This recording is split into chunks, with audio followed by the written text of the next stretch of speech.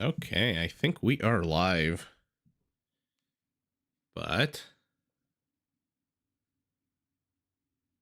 oh, wait a minute or two for people to join. If you're watching this after the fact, please feel free to skip forward a little bit.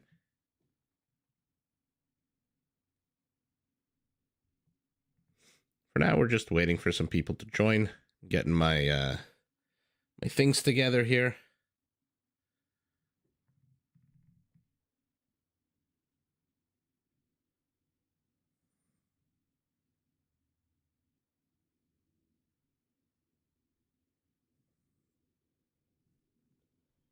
Sounds fine. Excellent. Hi, your mom.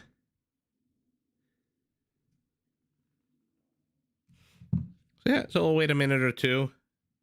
And then, okay, perfect. Everyone hears me. And we'll just jump right in. Some more Rage Forest today. Some more Jerry. Never a bad way to spend a Sunday evening.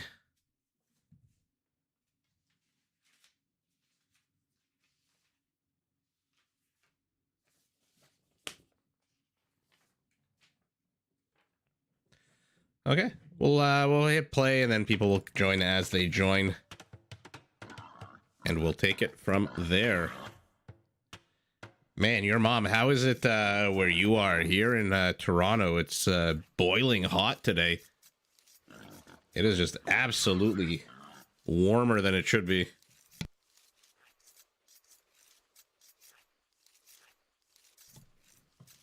Let's take a look at the teams, by the way. Gray, blue, teal, and red, orange. This is definitely Team North.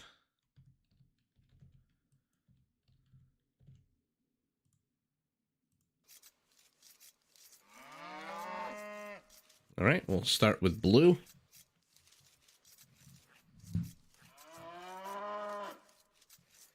Oh, we don't use Fahrenheit. We use a good old Celsius, 60 Fahrenheit.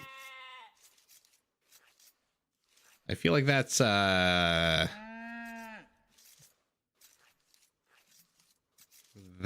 what, like, kind of warm, but not really warm. It might just be my room. It might just be where I am.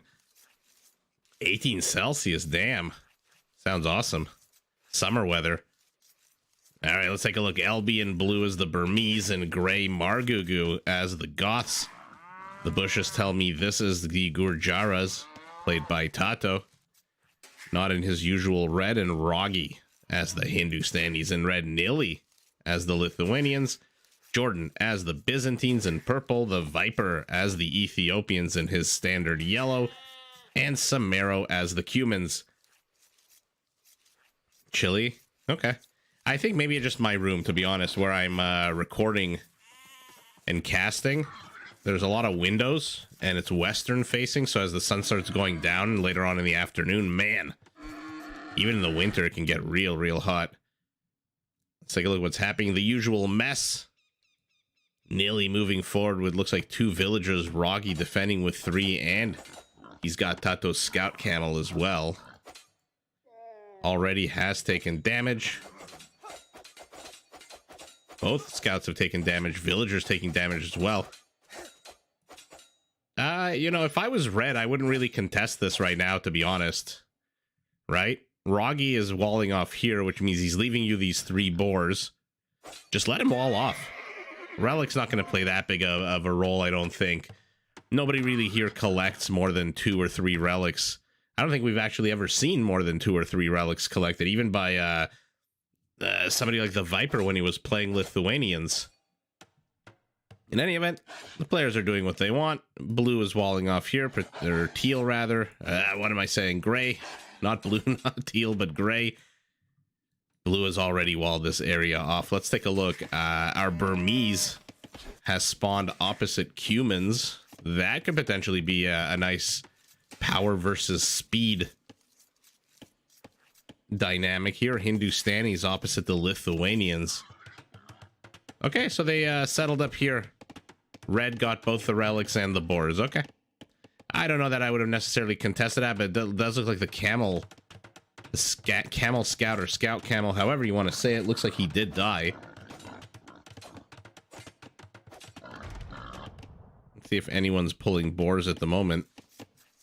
Nope, just deers as of right now. Although, here we go. We have our first attempt here, Tato. Guys, I'm getting my typical start of the stream error message with internet, so let me know if it's laggy on your end, but it will pass in a minute or two. Every stream lately, once it starts, I get that lag notification of YouTube not receiving enough data, even though literally the internet hasn't the internet's the same every single time. But let's see. Let me know how it is in about a minute or so, because it probably is laggy for you right now. Okay, our Gurjara has managed so far to pull 3 boars. Let's see if he succeeds here, Tato. Softening up the boars with a few town center shots.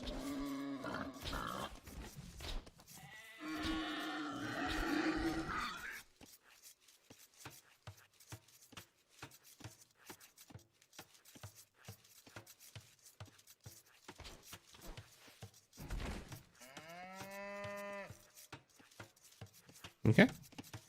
Does get the boar master designation. Anyone else trying to pull boars? Why is orange pinging here? What the hell is all this? Roggy here with a bit of an interesting use of these palisade gates. Green Scout protecting up here.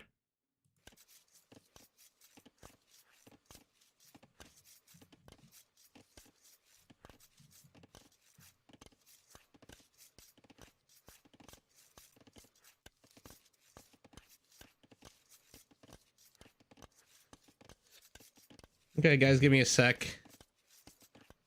I'll take a look at. I'm just tweaking one little thing to see if the internet will balance itself out. Again, I'm still getting this error message, which usually goes away by now. Roggy here is trying to trap this red villager with these palisades, using the old corner technique here to build his gate.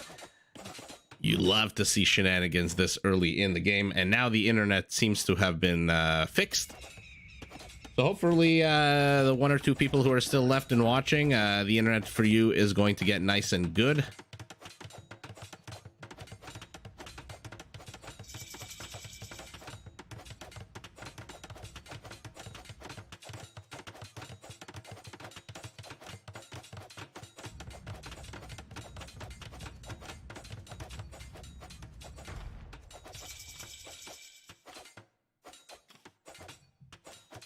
Okay, internet has been fixed, I believe.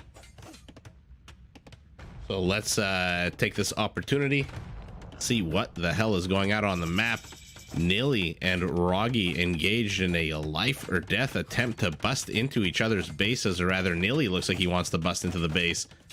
Roggy wants to defend as much as possible. Nilly just deleted all of his palisades. This is the play of an aggressive player here who wants to get some kind of damage on. How the hell did this one villager by Roggy get behind enemy lines? She must have been stuck behind some of these palisades. Now he's going to attack the one villager here in the corner. Tickle, tickle, tickle away at her HP. It looks like there's a bit of an issue down here. No, just a bit of a tower war. Everyone is in feudal except for Roggy, who is investing how many villagers? 10 villagers.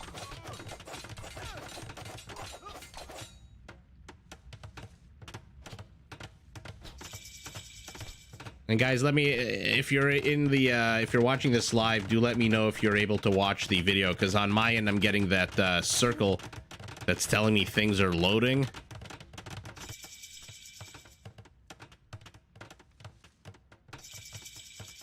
I hope I don't have to restart the stream. This internet is just getting super ridiculous. One day it works, one day it doesn't. But for now, things seem to be leveling out. If you're watching this after the fact, wondering what the hell I'm talking about when it comes to the internet.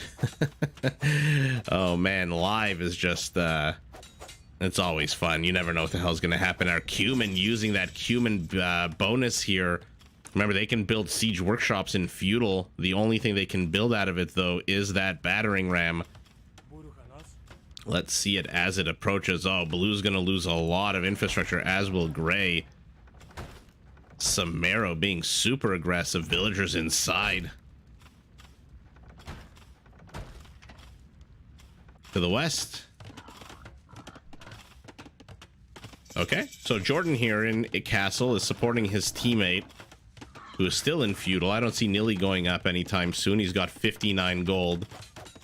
Less than 100 food. But does he need to? He's got the Byzantine here to help. He's got his tower beating out his opponent's tower. And Roggy, like him, resource-wise, absolutely nowhere close to going up to castle. So I think Nilly and Jordan, they're happy at the bit of a stalemate now that Jordan has added his siege. The question is, what's Roggy's teammate doing? Okay, so Tato's defending his teammate here. Camel's still alive.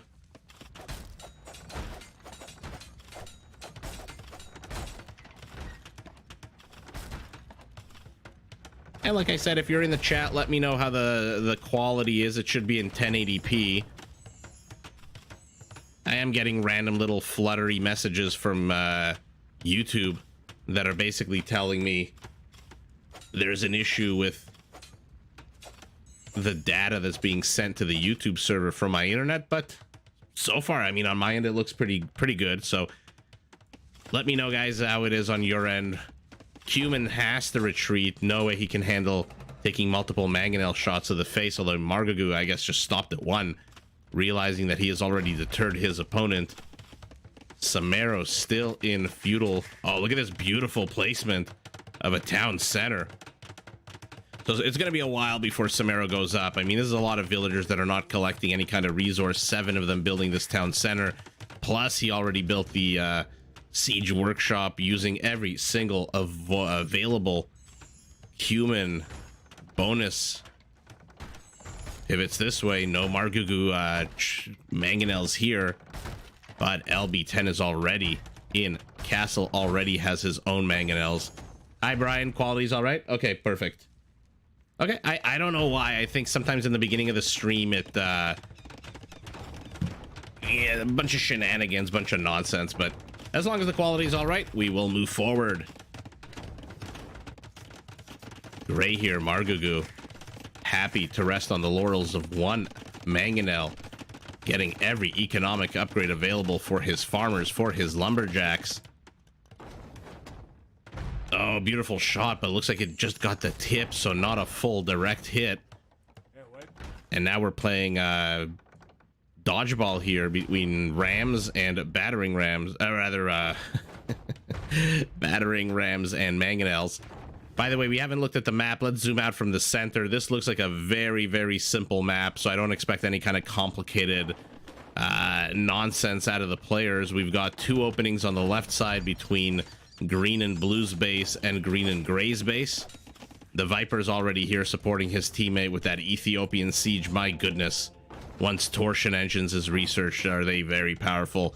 And then on the right, we've got 1 opening where we've got a 2v2 happening between orange and teal and purple and red. Nilly still 4 seconds away from being in castle. The last person to go up is Roggy here. Has spent a lot of resources, a lot of villager downtime, trying to maintain this position here. Let's see if he can do it. Viper's mangonel, 3 kills, but it's not being repaired, so he has to be careful. And he's targeting down the wall. Oh, this might... Oh no, moves way too far out of position. Okay, teammate repairing his mangonel. But you know what that does? That leaves the ram exposed. Oh, another kill for the Viper's mangonel. Man, where did that villager go? There she is, building a gate. Attack here to the north has stalled. We've got a bit of towers attacking little tiny structures. Nothing too world ending.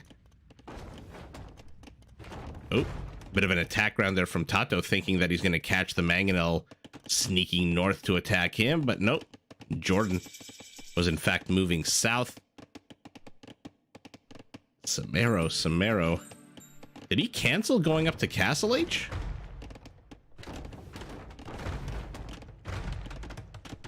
No, never mind. No, Samaro's incredibly behind, although take a look at his resources. He should be clicking up the castle any second. There it goes. There's all his food. He's got the good amount of gold. I wonder if he's going to try to go to Fast Imperial. Hi, David. Yeah. That's one of the fun things about Rage Forest, especially in these early Castle Age stages. You've got these small little scuffles between individual units where players basically have to macro like crazy. Shrevamsha's gonna dodge, but will it get converted? It gets converted, and Purple kills his own monk, it looks like. Jordan sacrificing everything here to the north to get this one Shrevamsha and save, more importantly, the two mangonels. But yeah, it really comes down to focus and micro, because like this Viper mangonel, look at this, 5 kills because he's babysitting it. But you also have to put, you also have to look back home. You have to build that economy. You have to rush your butt up to Castle and Imperial. Although we are finally at the 25-minute mark of the game. This is when infrastructure starts being plopped down by all the players. More and more players reaching Castle, except for our Cumin. Man, do those bonuses come with a downside. I'm talking about the Siege Workshop. I'm talking about the Second Town Center. It is a lot of early pain for a lot of middle to late game gain. Oh, and now he loses his only battering ram. He's down to 5 scouts. Where are they, by the way? And what are they doing? Okay, they're just hanging around down south. They're waiting for these monks to overextend, these Burmese monks. No extra armor for them. They are not Bengali. But they do seem to have a good amount of upgrades, actually. Illumination, Theocracy, they're going to rejuvenate twice as fast. They're going to be able to right-click multiple of them onto one target, and then only one has to regain the faith, just like that. And it also looked like he was trying to convert the Viper's monk. So Atonement seems to have been researched for him as well. So let's take a look at our 3 avenues of attack. Oh man, blue. Let's see who comes out on top here, because blue is converting these buildings. Already got a stable. Samaro luckily saving these 2 structures, but was it worth it to get a stable when you lose all of your monks? Brilliant to support them with some spearmen, but spearmen are not going to do as well against light cav as they do against obviously scout cav. Jordan in the middle of all of this has to micro against the frickin' wolf. Hi Daniel, happy Easter, happy holidays everyone. Thanks for joining. Is it on a holiday? I appreciate it. Is it? I'm assuming it's a long weekend down in the US as well, right?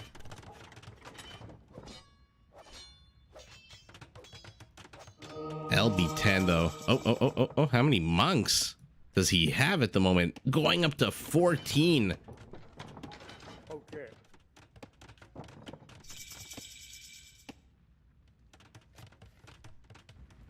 What's happening here? This is the least exciting avenue of attack. Oh man, just towers again, demolishing tiny little structures. Jordan, I guess, realizing that Nilly is a little bit further behind, needs a little bit of time to get his settlement all up. Walling the hell out of this area. Okay, nice.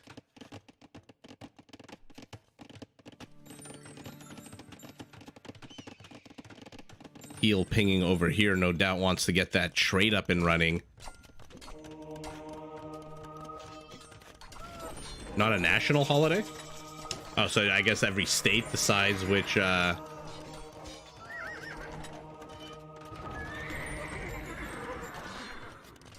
man, our Cumin rushing in, and all of the monk play by blue. I mean, look, Burmese spellcasters are pretty they're not as tanky as Aztec ones, the monks, but the fact that all the techs are 50% off, if I'm not mistaken, that's the Burmese, right, that have the 50% off technologies. for their monks. I'm pretty sure. Let me just quickly check. Yeah, they are 50% off. Still not much happening here. Margugu circling. Our Goth preparing some kind of invasion here, but what are its upgrades? +2/+2 to the north. The Trebs are out. Everyone's an Imperial. Well, almost everyone. Roggy and Samaro, no surprise there. What are you building here? 2 middle of the road markets. Surprised that green isn't more active in destroying this, or the Viper. Just turn around for like 1 second. There you go. 2 balls should be enough. And that's all she wrote. Look at Jordan, by the way. Okay, shenanigans are about to start. Jordan's mangonels have to be very careful. These are some clumpy Shravamshas that are going to be able to dodge this onager. What the hell happened here? Oh, orange is already in there. Oh, I see. Okay, makes sense. Our Byzantine, though, looks like he's been prepared for this. We'll lose the mangonel. Oh, sour loss here for Jordan. And now this avenue of attack that looks like it was created by... Who the hell created this? It must have been Tato, right? Tato doing Tato things. And now they pivoted from the left. They're saying, you know what? You have all this infrastructure. Keep it. We are just going to push through the north. Keep your monks. We're just going to overwhelm our Goth. And what does our Goth have to defend this? Grand Trunk Road Anarchy. So these barracks are going to start producing Huskarls pretty soon, if he wants them to. Not too sure Huskarl versus Step Lancer is any better than just a regular Spearman line unit against that. But what's happening down here? Cataphracts are dying to Shravamshas. Elite Shravamshas, not yet elite Cataphracts, so they are weaker in terms of attack. But enough of them. Quantity sometimes does beat quality. Heal is now pinging over here, saying my wall's about to fall. This is the problem, though. What I don't like for Roggy here and Tato, look how little room they have to maneuver here. So they're not going to be able to defend a lot of these buildings against bombards, just like's happening here, by the way. When you clump up your buildings like this, it really does create no room for your units to move. And if your units are attacking one at a time through 2 narrow alleyways, your opponent's bombard cannons can just sit here for 5 years and shell away at all of the infrastructure. Now, I don't know that green necessarily should have retreated here. I think the doubling up of the Step Lancers is enough to handle this few number of pikes. Champions? Daniel, I think it's because of the tournament, right? There's an actual tournament happening. I find that a lot of players, not any specific players or anything like that, but a lot of the top-rated players, what they do is they play on what's about to be, you know, what maps are being used. Oh, if only these weren't Shravamshas. But they play on maps that are going to be used in tournaments. By the way, fantastic convert there by Jordan on that one mangonel. Basically a little bit too late, but convert nonetheless. And now it looks like Viper wants to cut a path here, but this is a long way to Tipperary. Look at this long route that he's going to have to create here. Unless what he wants to do is go north. Oh, that might be sneaky here from Viper. Go north, get rid of this column, and then insert your bombard cannons. Remember, Ethiopian bombard cannons with torsion engines. Oh, man. Oh, maybe I'm wrong, though. Maybe he just wants to create another avenue of attack as opposed to just a safe little pocket. So let's go west to east. Blue. Did Blue resign? Why are these monks not doing anything? Does he have monks up here? Okay, he has a bunch of monks up there. So that's just a contingency force.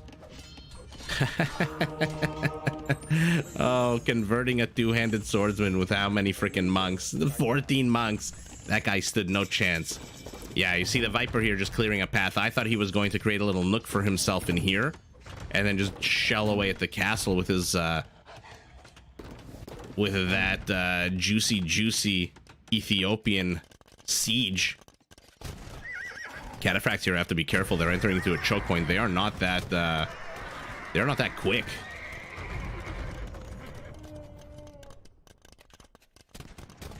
Margugu is only 21. Interesting. Yeah, you see, this is the problem. The Cataphracts are amazing at some things, but they're so freaking slow. Just finished husbandry for them, so they will be a little bit quicker. Uh-oh. Goth chasing Cumin away. Our Cumin, by the way, has almost enough for a castle. I think he can turn around and fight this. I mean, you'll lose a bunch, but with the Viper's support, look how amazing. You've got how many units attacking for our Cumin. Oh man, has there ever been a better display of that +1 range on these Steppe Lancers? Man, he clumped all 31 of them, and they just shredded those halberdiers. Wow.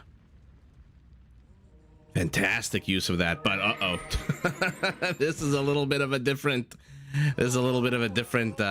chicken to fry over here. Might want to lead with the halbs, champions behind, and monks converting anything and everything. 3 converts, 4, 5.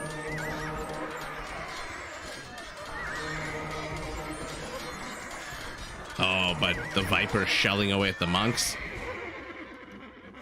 Beautiful combination of infantry and monk play here to shoo away Samaro and the Viper. But here, again, take a look. Where the hell do you have room to place your units? That's why these buildings in the front are falling. In my opinion, a complete waste of building buildings that close to the front line when they're condensed like that.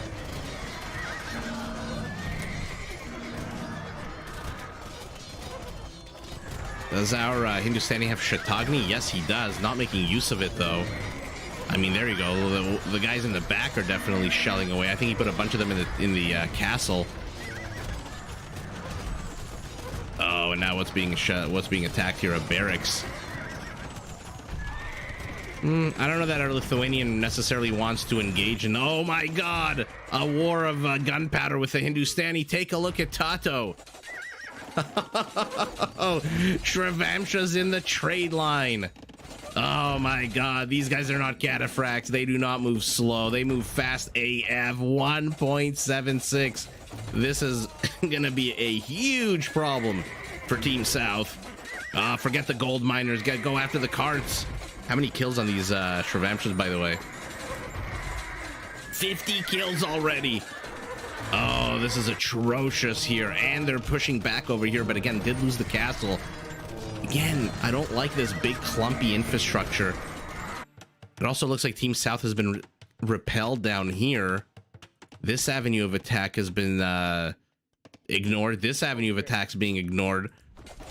What an absolute crazy backstab here by Tato. Tato doing Tato things, as we love to see.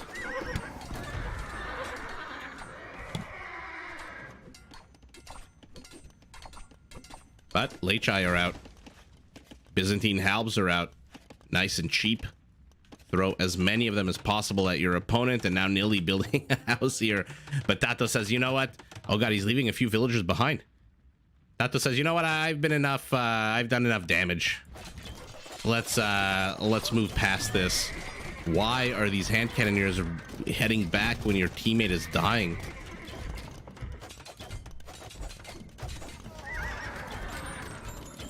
Hindustani cav archers. Okay, interesting choice. But looks like our Cumin has busted in here with that Ethiopian siege. Let's take a look at the area of effect on these guys. Yeah, torsion engines research 0.9 area of effect. Oh, and this castle, cancel it. Looks like he did. Oh, and now our Cumin saying, you know what? Have as many Shrivamshas in the trade line as you want. I'm going to do the exact same to you, but he is running into castle firing zone. There's Shrivamshas on the right. There's halberdiers on the left. These Steppe Lancers are going to get sandwiched, but oh my God, move command for orange. Oh, that's so bad. He just lost so many Shrivamshas. But Gurjara camels are here, should be able to shoo away the Steppe Lancers. So there you go. The effectiveness of the Steppe Lancers not exactly the greatest at the moment with those camels.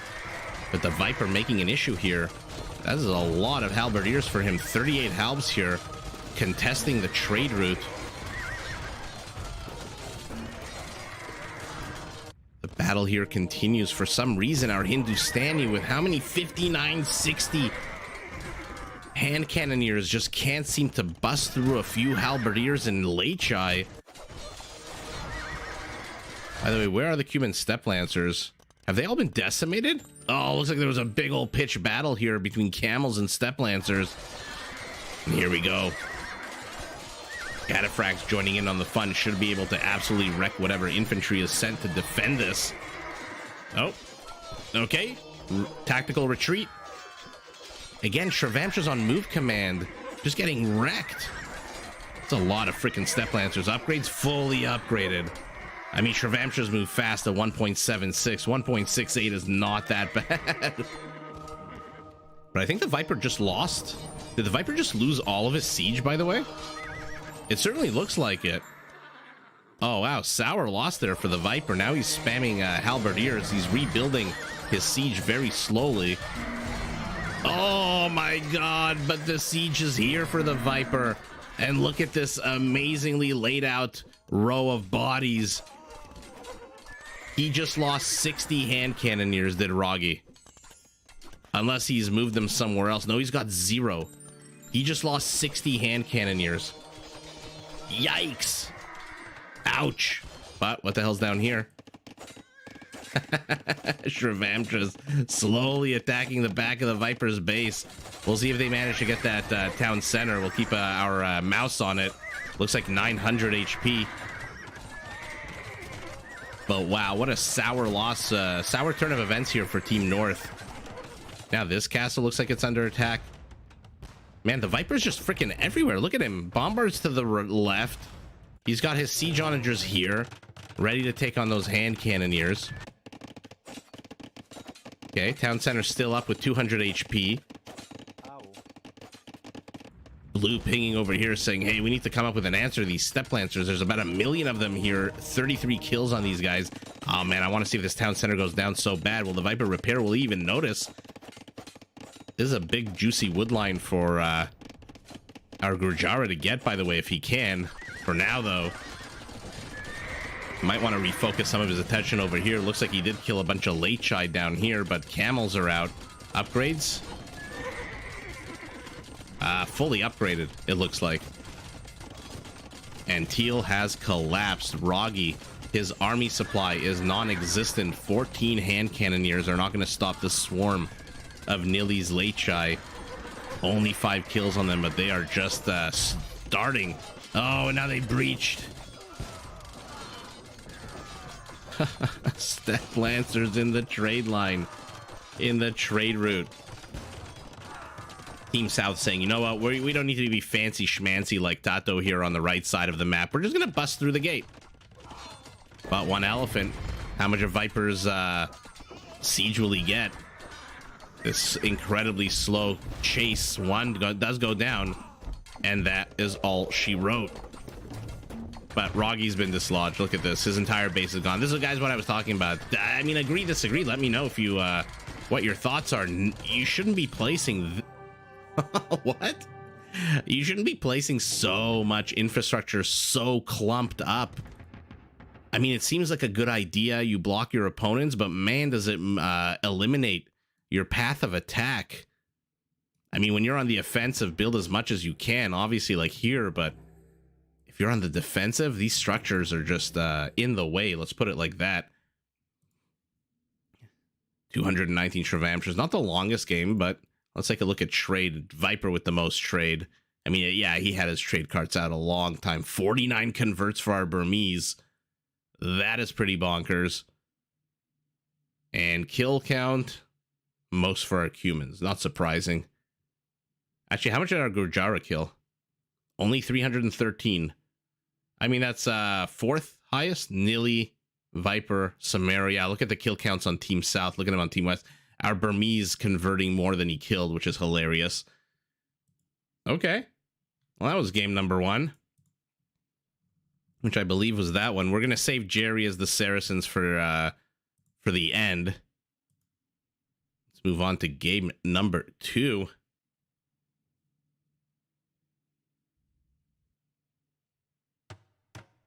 Let's see what the teams are. Teal, red, yellow, and orange. This is definitely Team South.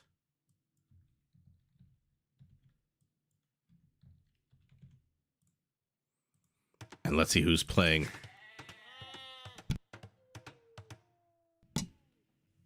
Isolated here on the left side of the map, we have Zastosi as the Teal Slavs, the Viper in his usual yellow as the Bengalis, Krill as the Byzantines in orange, and Tato back to his usual red as the Turks. Spawning opposite of him in green, Ganji as the Dravidians in purple, Dratek as the Khmer, Modri as the Bohemians in blue, and Tarantula as the Cumans in gray. So what do we have here? We have Cumans against Slavs.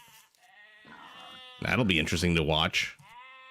We'll see if the Cumans can outrun and outspeed the Slav, or if the Slav will just smash the Cumans in half. Turks spawning opposite the Dravidians. Ooh. That could be interesting if we see a nice ranged war between the two of them. Always love to see Woot Steel in action. We'll see if we get to that stage. And I expect a lot more shenanigans on this map, just because take a look at the avenues of attack. You've got one short one here at the, we'll call it the 4 o'clock position. Then you pan just a little bit northwest, and there's this big open space with a lake and like a 5-point or 4-point piece of land here. How do you even start walling this off as if you're red? Do you wall off down here? Do you wall diagonally this way to deny this east-west corridor? Then you have another big open space between the Viper to the south. Huge space. And Tarantula to the north. Lots of opportunities here to sneak villagers across the tundra. And then you got a very basic avenue of attack between Zastosi and Tarantula here. So Tarantula is going to be under a lot of pressure if I had to make any guesses, because he's got basically one narrow avenue of attack that he needs to get walled off ASAP. But then to the south of his base, he's got this massive open area that's going to be very difficult to wall off. I wonder if he'll just wall off closer to his base, use the lake as part of the defense. But then blue needs to be careful with this north-south corridor. So again, a lot of potential here for shenanigans, a lot of potential, especially we'll keep our eye on our red dots on the map. Tato with a history of trying to sneak villagers behind enemy lines. For now, the only action on the map seems to be here between, let's take a look. Two of Gray's villagers, his scout and his teammate scout, against 3 of Teal's and 2 incredibly weak scouts. Look at the HP on the Viper and Zastosi scouts. 12. I mean, 6 and 6. Not 12. 12 total, I guess. Now red is pinging up here. Krill has seen the wall off. So probably, yeah, that's what I figured. They'd wall off diagonally, right? You can't leave this east-west corridor exposed. Although at this point, it's very much exposed because blue is making no attempt to wall anything off. Modri instead going where? Are there boars here that I don't see? Where's Modri going? Okay, she had a bow and arrow in her hand. Now it looks like she's got a hammer. Okay, there we go. So he's just going to build a dock. He's going to have to contend with a wolf first. Purple still pulling deer. Or rather, ibex in this case. Oh, man, and teal and gray still engaged in a battle over some land. Now, remember, the Cuban palisades are a little bit tankier. They're about a third tankier. So from 150 for the generic ones to 200, and then 250 to 333 once they hit feudal age. Yeah, blue needs to, Modri needs to come and help his teammate here, I think. Otherwise, you know, the Viper, okay, the Viper. This is about as long a wall off as you could possibly imagine. Plus, it doesn't even actually work. Take a look. If blue wanted to, you can go south and then just cut east into this part of the map. Okay, so at the moment, the players are semi-walled off, I want to say. Not exactly fully walled off. Beastmaster mode here for Krill.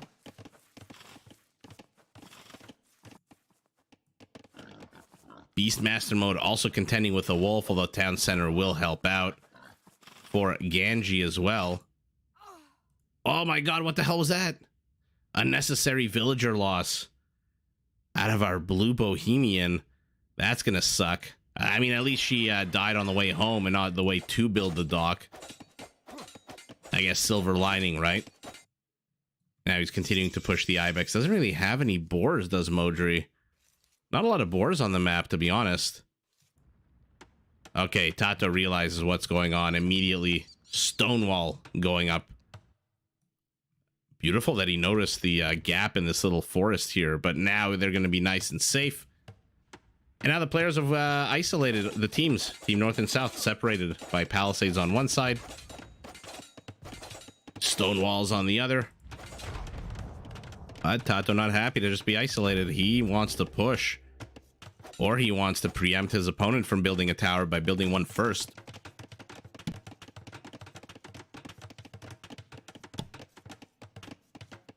Okay, never mind. Just conservative play here out of Tato. How are the pockets? Let's take a look. Krill, what are we working with? 26 villagers, 4 fishing ships. The Viper, 27 and 5. Modri, 27 villagers and 4 fishing ships. And Dratek, our Khmer, 27 villagers, already heading up to Feudal. Are 3 players of one team and 2 players of another. Looks like Zastosi and Tarantula. Like I said, it's always strange how the players that spawn opposite each other. I mean, it's not strange. It's probably a very logical explanation, which is they're both so busy engaging in warfare. But usually the players that spawn opposite each other tend to go up the Feudal at the same time. After that, it's anybody's guess who's going to reach Castle first. It's here we go, like I suspected. He's walling himself off closer to his base. The problem is with that, you're facing the Viper. And the Viper is pretty damn conservative of a player. I mean, he'll get wonky, he'll get creative. Why is red pinging here?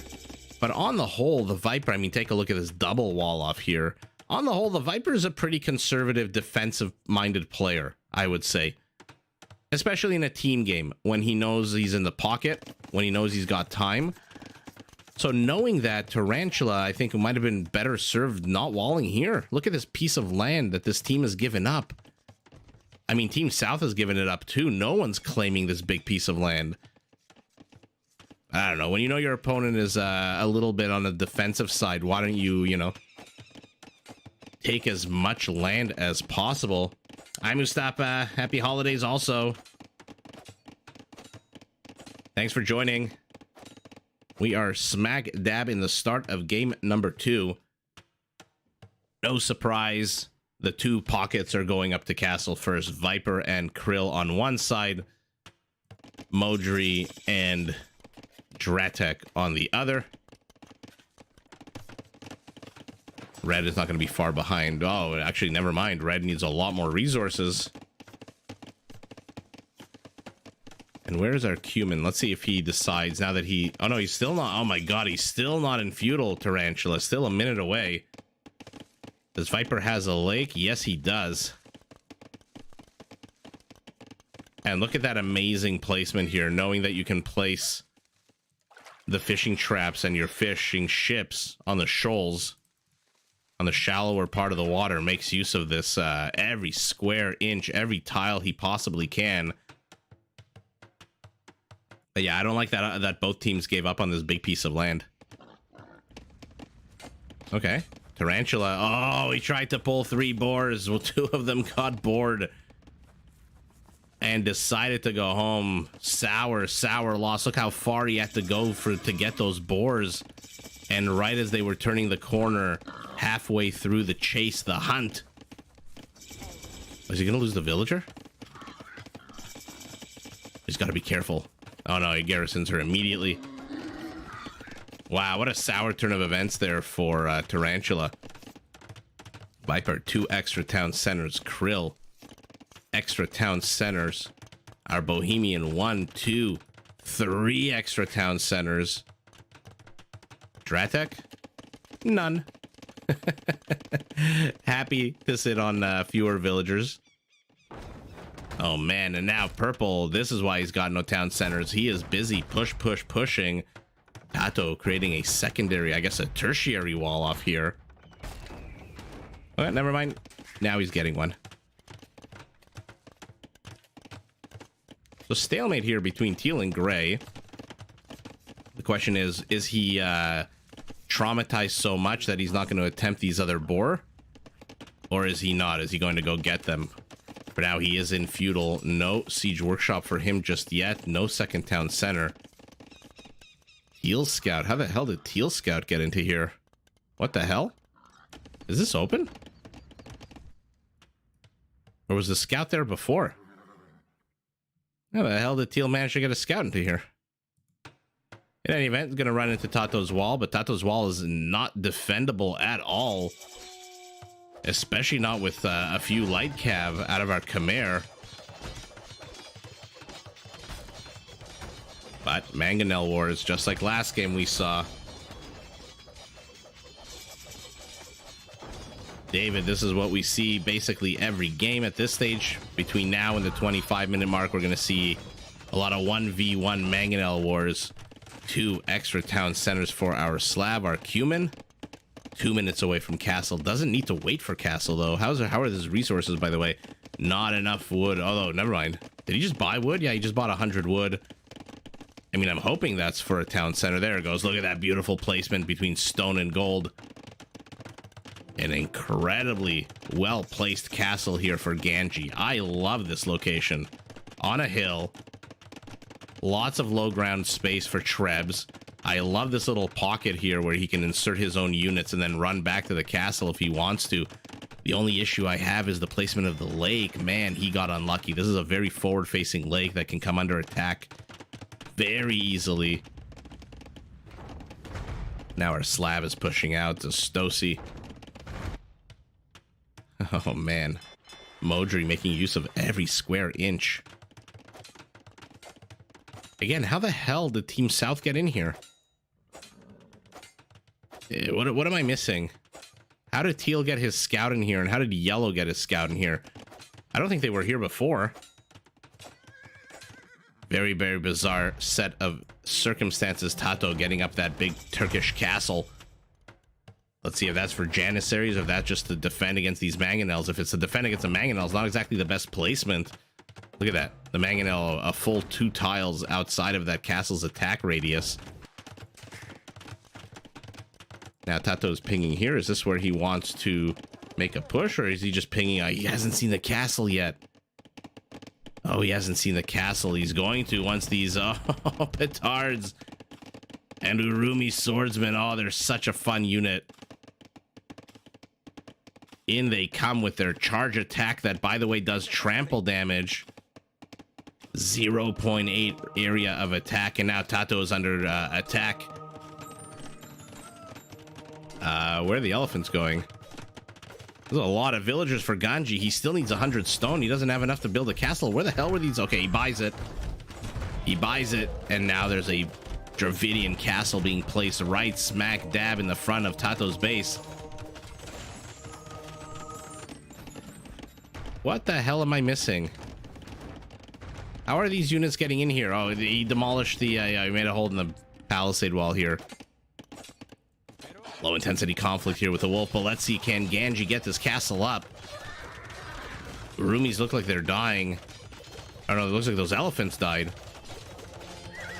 Attacking the monastery. Okay, castle's up. Second castle here for Ganji. Is he going to commit to Urumi? I love the use of 2 houses just to create an entire little separate area here. I wonder if Zastosi thinks there's some kind of base hidden up here. You know, some juicy amount of villagers that he can go take out. He's gonna bust and he's gonna discover absolutely nothing but a few fishing ships. Okay, what's purple doing, by the way? Nothing. Light cav. Where are the light cav? Oh, never mind. Not nothing. He's here with his light cav. 5 kills already. Urumi's 4 kills. Needs to get a few upgrades on these guys. Does Ganji, opting for quantity over quality at the moment. The Viper. Man, even his castle placement is defensive. How's the vision on these guys? They don't see nothing yet. Zastosi with, what is this, a 4th town center in the back of his base. But deciding, I guess, again, that the aggression is over? Okay. I mean, the Viper has to be careful. What are you using a scout to attack a light cav? More and more Dravidian elephants. 10 Urumis are out, but he has stopped producing anything. Why? Because he is out of food entirely. He's got a shit ton of a gold, though, which is no surprise. He's switching into monk play here. But the Turks, backed up by Byzantines. We'll see if monk play works. For now, this elephant not really doing much. I don't know why it keeps turning around and going back. By now, half of these structures should have been knocked down already, especially the siege workshop. I like the idea of going after the monastery first because, you know, what else can contest these chonky boys? Janissaries for sure can.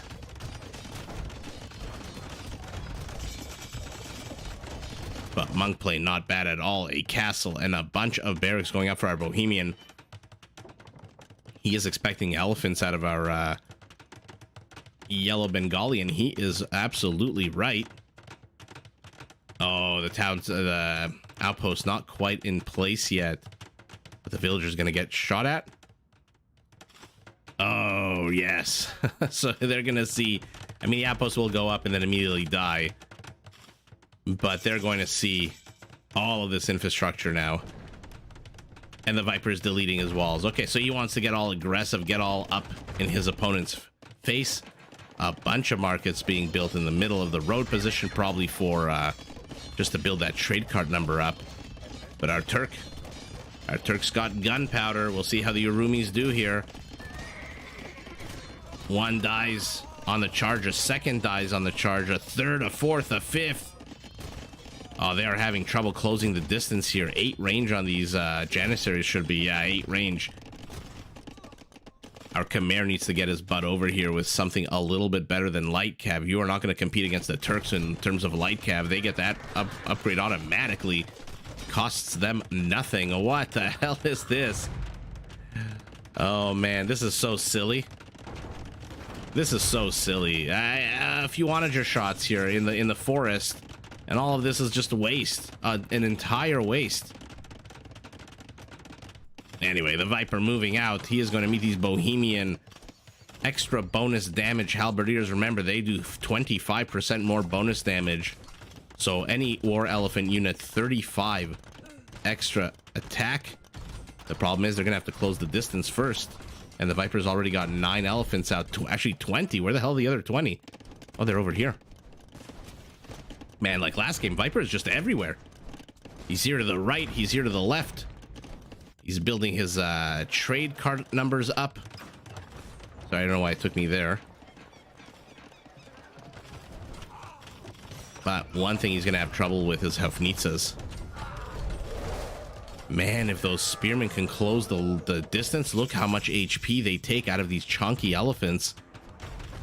250 HP, not exactly the greatest. Their attack output, not exactly the greatest. So if the Halbs can close the distance, and it looks like they will be able to. Oh, these elephants. This is not a good trade for the Viper here at all. Has to retreat. But it looks like Ganji lost his castle. Turkish siege just proving to be way too powerful. This castle on a hill. Like I said, beautiful location on that hill. Even with 4 bombard cannons shelling away at it, its HP is actually going up. That's a lot of villagers, but Ganji is out of stone. He's got 500 gold. The question is, does he want to waste it? Spend it? Yeah, he's buying stone. Oh my god, it's so expensive. 166 gold, 169. I forget what the I think stone is what, 130, 136 or something like that, where it becomes inefficient to purchase. I remember watching that Spirit of the Law video, but I don't remember exactly the amount. But in come the Turkish Byzantine combo. Historically inaccurate it might be. Both of these civs sharing the same piece of land. One a little bit earlier, one a little bit later. But man, are they enough to knock these Dravidian skirmishers on their asses. My god, they're just cleaning up over here. So much so that he is very confident to put up this castle. And like I said, this presence of this lake is just so annoying when your lake is in the offensive position. The Viper, though, is collapsing.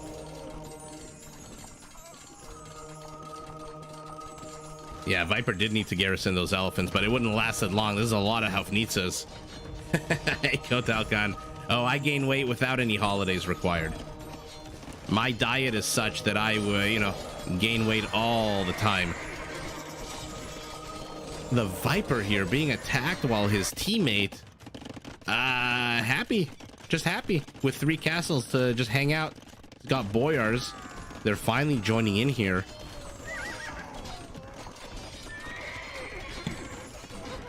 This is a 3v1, by the way. Modri is taking on 3 different opponents.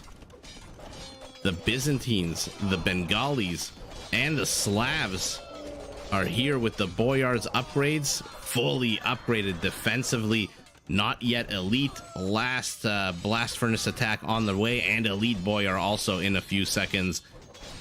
Somebody needs to get some monks. Our Bohemian needs to get monks out ASAP. ASAP. Let's pivot back to the east. Our Turk has taken the hill where once sat a Dravidian castle.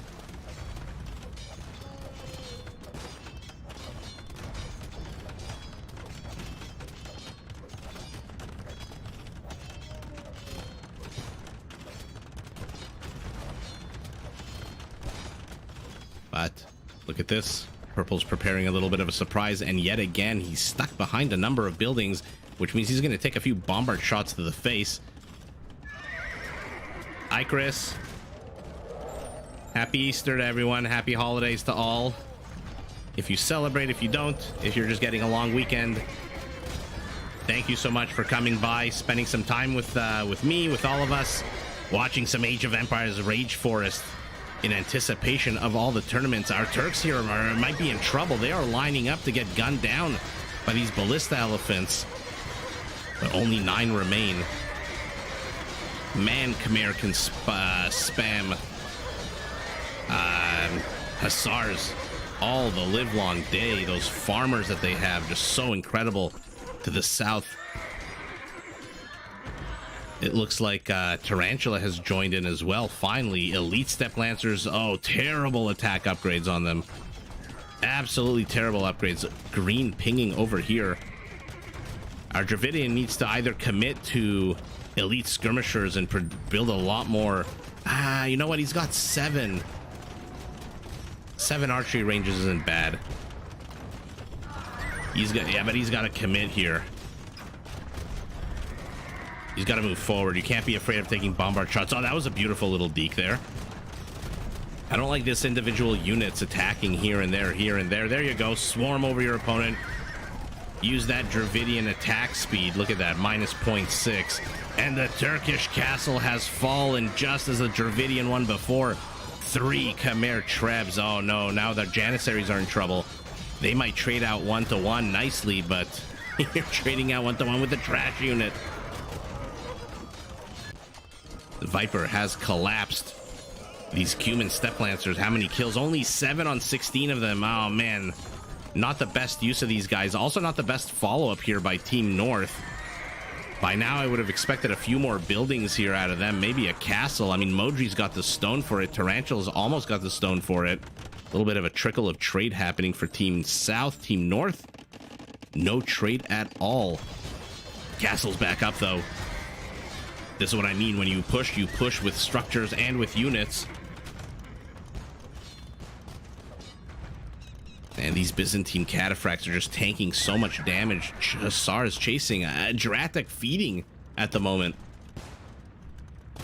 Conglomerate your army. Green has to build a lot more infrastructure somewhere, maybe in this narrow corridor. Build a set of 4 or 5 more archery ranges. But he has no wood. His villager count is down to 43. He has been displaced. Look at him up here. But he's got 4 town centers. He's got 170 food. And now I think there's a absolute clock on Team North, because if they don't stop Team South ASAP, that trade is going to kick into full effect. Oh no. Third last castle here for our Khmer that needs him. Mahayana for the Viper. Oh, he's supply blocked. So 85 villagers, instead of taking up 85 population space, will take up, what, 77? 76? I don't think Mahayana works for fishing ships. Somebody in the chat, let me know if I'm wrong. I don't think Mahayana works for fishing ships, though. I think it's just villagers. I wouldn't be surprised if it worked for fishing ships, but I just don't think it does. Oh my god, how many Janissaries are there here? Elites. 49 kills. 77. Okay, I mean, blue and gray are pushing in here. Oh, the boyars, the boyars. I bet one of the blue or gray wishes that they were Poles right now. They can get out some oboes, start damaging this insane armor. 11 melee, 7 pierce. I think, Mustafa, I think both teams need to get siege. I mean, look at these Janissaries. Look how clumped they are. Imagine a few siege onagers here. And vice versa. Imagine a few siege onagers here to get these steppe lancers, a few attack rounds, and all of these units melt away. But Team South is pushing in. Now they're getting rid of a Khmer infrastructure. 2 supporting castles here out of our Slav are desperately protecting the trade. They cannot let Team North get into this trade route. Blue perhaps overcommitting into Hafnitsas. Oh, and it looks like a bunch of them are going to get converted here. Viper. Oh my god. So annoying. But this is a lot of steppe lancers. And remember, they can attack one behind the other. More are arriving. Purple pinging over here. What is happening? Why did Team South retreat here? Where's our Byzantine going? Are they just going to come and try to smash this with a 4-on-1? The Janissaries. I mean... The line of sight is not the greatest on these units, so they need to be very careful here. They don't know if there's a bunch of siege units making their way south. Where the hell are those cataphracts? Upgrades? Fully upgraded. Oh, they're not... I mean, purple and green must have advised their teammates, hey, they're all of a sudden, you know, 50 cataphracts have just disappeared.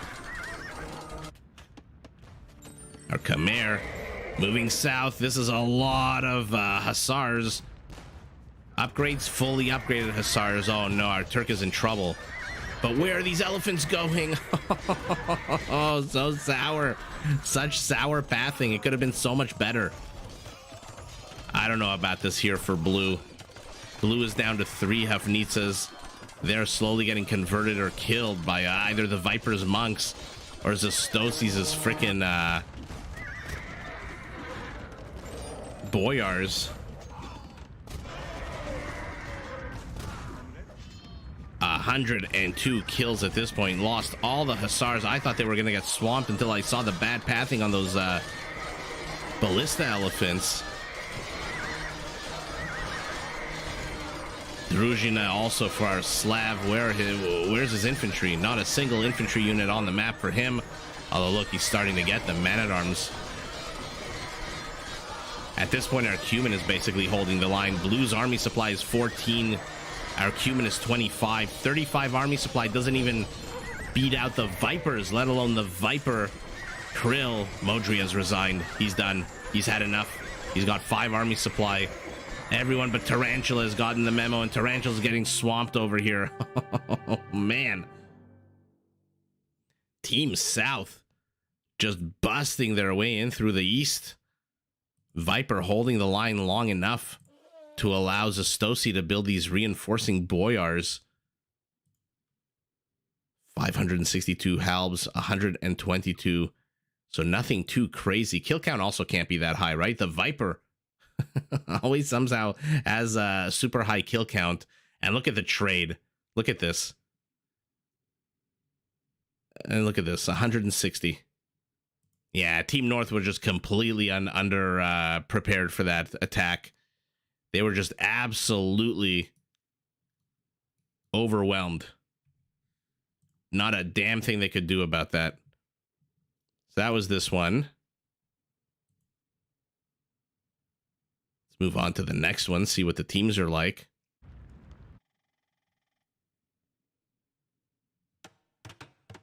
Teal, green, purple, and orange.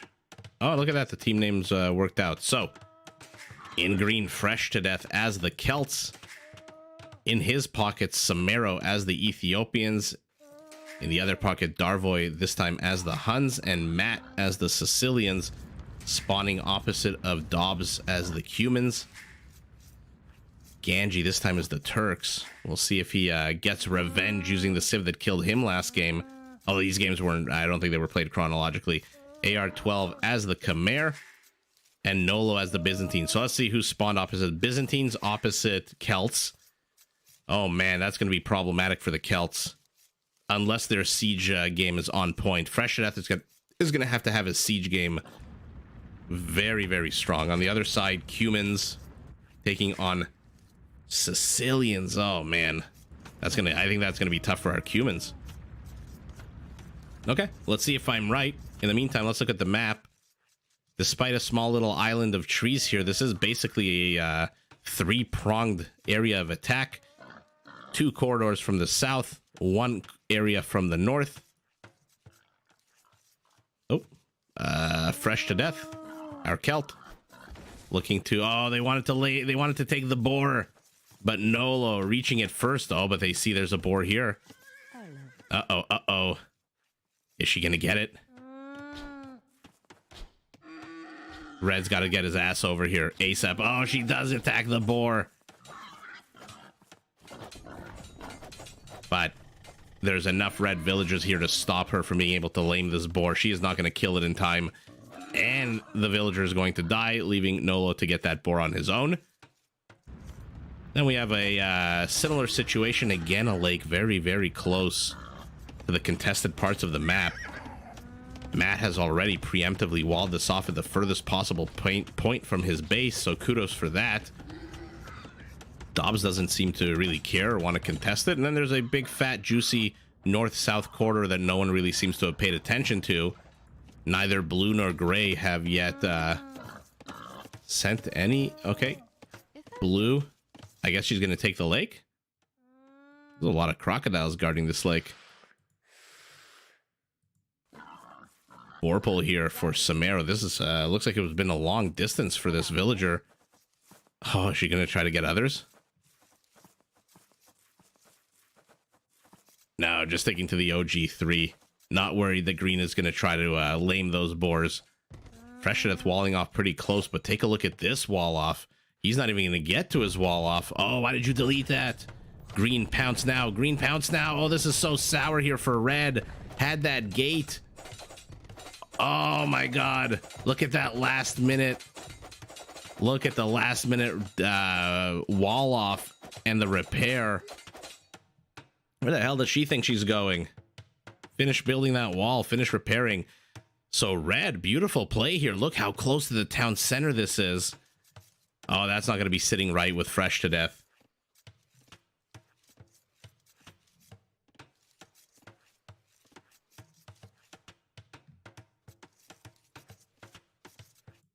One crocodile does attack, and let's see what's happening here. So very interesting scenario here where one team is very close to the other's town center on one side, and then on the other side the exact same thing in reverse.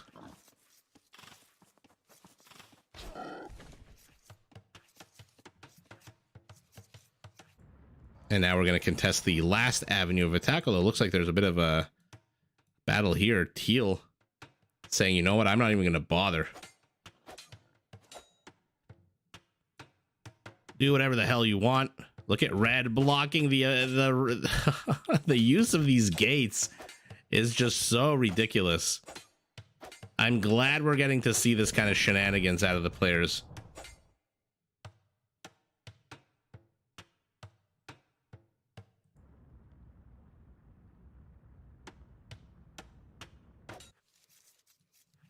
Okay, so let's take a look at the actual wall off. Red creating a double barrier here at House and Palisades. Wow, that is a very sour loss by green, by the way, of not only his stone, but his tertiary gold as well. That is very sour for him. We'll see if Fresh to Death contests that. Over here, the parties have agreed that I guess this is where the corridor ends. And then up here, Matt continuing to be aggressive with his wall offs, but Blue will probably just, yeah, he sees the villagers from Blue, so he turns tail and runs. Oh, maybe it was a feint.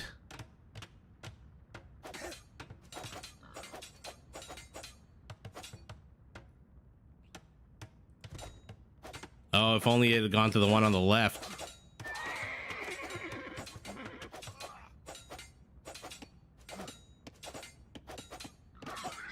Yeah, Mustafa, that might just be the random games that I pick. These aren't in any kind of order. I just kind of pick them based on the Elos and whatnot. So even though it says these games were played like 4 days ago or 5 days ago, I think they play like 7 or 8 of them a day. So it's possible sometimes the civs are a little skewed the way I have them here. But I mean, I always like to see Khmer just because, again, the chances of seeing those ballista elephants, one of the funnest units in the game, one of the hardest units to fight against in the game. And there you go, our Khmer AR-12 full in boars. How many in here? 6 in here, 4 more joining. 2 more lumberjacks. This is more than enough villagers. Oh no, they lose interest, the boars. Oh wow. Oh, sour loss here by AR-12 of the one last villager who was trying to get that third boar from effing off. So green's attacking red's palisade, red's attacking green's palisade. Everyone's trying to pull boars. Everyone heading up to feudal. Orange already up to castle. Darvoy doesn't seem like he's got a big base at all. We'll take a look once we see how the boar pull goes here. Soften him up with the town center and then gun them all down once they come out. Let's take a look at what his base is like, because he's only got 24 villagers. Does not have any kind of lake presence at all. Where are you going? Where the heck are you going? There's no more boars on this side of the map. Tell me he's not going all the way here. But somehow, Orange will be first to hit castle. On the other team, it'll be Gray. Also off the back of only 25 villagers, so...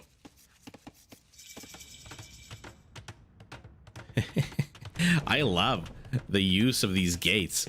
It just makes things so freaking confusing. And by the way, it looks like Blue's Palisade, Ganji's Palisade, has been destroyed here.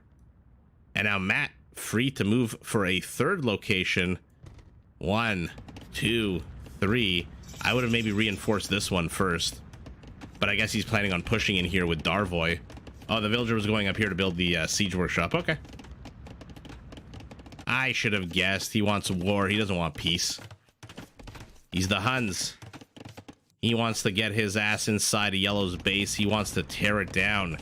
He wants those Tarkans to come out and just wreck the entire human civilization. Dobbs, though, highest score on his team, 30 seconds away from Castle himself, will be able to get a counter siege workshop up. Not too far behind Orange, to be honest.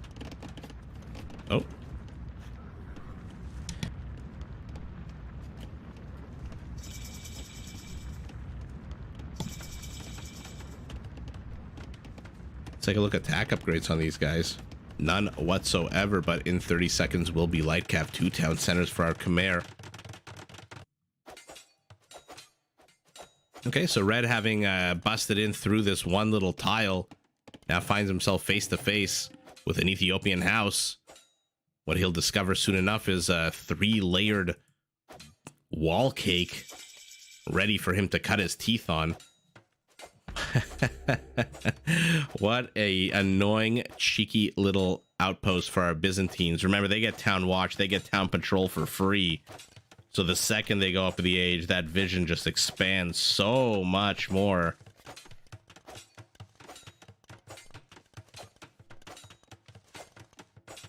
Okay. Looks like there's a bit of action here.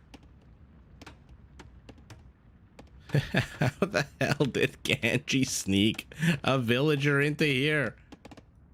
Oh my god, look at him pinging. Look at his telling his teammates, LOL, look where I am, guys. FYI, but there's 2 mangonels out there. All they have to do is turn around. Oh, they have to turn it around now, especially. Oh, they wasted that attack round. Second attack round does a little bit better. Purple tries to build a house way too late. And now Darvoy is going to lose both of these mangonels before they can even come to support his teammate against this lake lame. Oh, now are you seriously fighting Step Lancers and Light Cav? Blue continuing to ping, saying, okay, I've escaped. Oh my god, did he wall in this villager? Ganji with the mind games. This Step Lancer needs to get his ass over here right now and attack this villager. Oh, look at that, that +1 range. Beautiful play out of Team North. Where's Ganji's villager, by the way? Oh, she's still moving this way. What is she doing? Oh, creating a path of attack here. Then all she needs to do is... well, why do you keep building it? Just delete it. Let the cavalry through. Okay, Purple has abandoned base. He's running. We've got a runner on our hands. 16 villagers have exodus out of their own base. And now Ganji continues trying to wall in these villagers, but okay, we'll see what happens there. His dock is still out. Fire galleys. Looks like his managed to shoot first. And now there are Cuman mangonels inside the Sicilian base. To the north. Celtic Siege, like I told you. He's going to have to play these perfectly. Otherwise, the Byzantines are just going to swarm over him. But we have one civ with very strong siege, one civ with very tanky buildings. That's going to buy our Byzantine a lot of time, especially if he wants his Khmer to come and help him. What the hell is our Khmer doing, by the way? Still has 1 scout cavalry who's very badly damaged, but happy to be part of the fun, you know? Not everyone has to be at their peak health.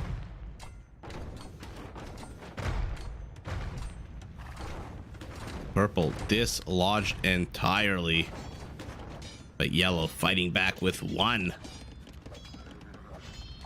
Rather, fighting with 1. Light Cav, uh-oh, Darvoy says we're not done yet. We ain't done yet. Yeah, go after the mangonels. Well, I guess he wanted to kill the only other unit there that could kill him. Attack upgrades? No attack, no armor upgrades. Purple has already re-established a house. Maybe build a mill somewhere on this side so that the walking distance isn't that long. But in come the Celts. Are you engaging into a war with the Celts in siege? What are you doing? 1 monk already there. Sanctity being researched for him. Stone being gathered. Oh, sour. Fresh to death, either not paying attention or just not quick enough with the mouse. Oh, 2 damage mangonel. Beautiful attack round there out of him. Okay, so now the mangonel count on this field of battle is 4-1. On this side, Cuman Light Cav continued to just be annoying. Ganji was able to wall this part off, so he's going to save that villager. That was being so annoying. But, uh-oh. Backstab here. from our Sicilian. He's heading towards that villager. She sees him, not quick enough, and she is going to die, or at least get the hell out of dodge. Oh, one more poke, so sour. Let's see him split. No, go to the corner, go to the corner. Put your villager here in the corner. Okay, the knights are out. So Ganji's little villager play here is coming to an end. I mean, I think the knight in the corner here should be able to attack this villager. Oh no, Dobbs comes in, and now these orange knights, look at their HP, 31 HP, are running the hell out of the way. Does sacrifice one knight to distract, and the rest do manage. So Ganji here, with support from his teammates, saves the villager with 2 HP.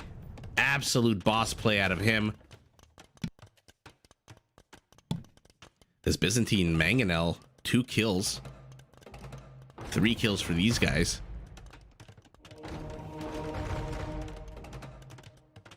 Converts attempted on all 3. Let's see if he gets any of them. 1 monk down. 2nd monk down. Oh, 3rd and 4th monk down. They do get a mangonel, but was it worth it? 400 gold for a mangonel. Let's see, another monk moves forwards, undeterred by what happened to his compatriots. Oh, and Fresh to Death just decides, you know what, I'm just going to delete this. But purple has been dislodged. Dislodged but not killed. In addition to the extra town center that he built here, he's got 1 to the south, he's got 1 to the north. Civilian population 47. I mean, take a look at the other members of his team. Green is collapsing very quickly. But with the supporting Ethiopian siege workshop here too, rather. We'll see if they let this castle go up. It does look like it's on a hill. Oh no. Our Ethiopian loses 1 mangonel, decides to delete the other before it can get converted. And these Byzantine monks are on a war path. Yellow pinging over here, making his teammates aware, hey, we've got a little bit of trade. Let's start making some money. And if you're watching, I'm getting the error message again that the internet is starting to mess up. So do give it a minute or so. If you see any kind of reduction in quality, it'll pass in about 60 seconds or a minute or 2. But you might experience a bit of lag. If you don't, that's great too. Just giving you a little bit of a heads up because I'm seeing it on my end. Ganji here now being supported by these camels. Purple's gonna see it, I think. I mean, he's all right. It looks like he already saw it. Okay, so to the north, our Byzantine is pushing in. Our Celts supported by Ethiopian. I mean, these are 2 powerful siege civilizations. The problem is siege isn't really going to work for you if you've got a bunch of monks converting everything you have. And the second it comes out of the workshop, it gets sniped, and he loses. This got converted right before he deleted it, I guess. Why did it go down like that? Ballista elephant's already out.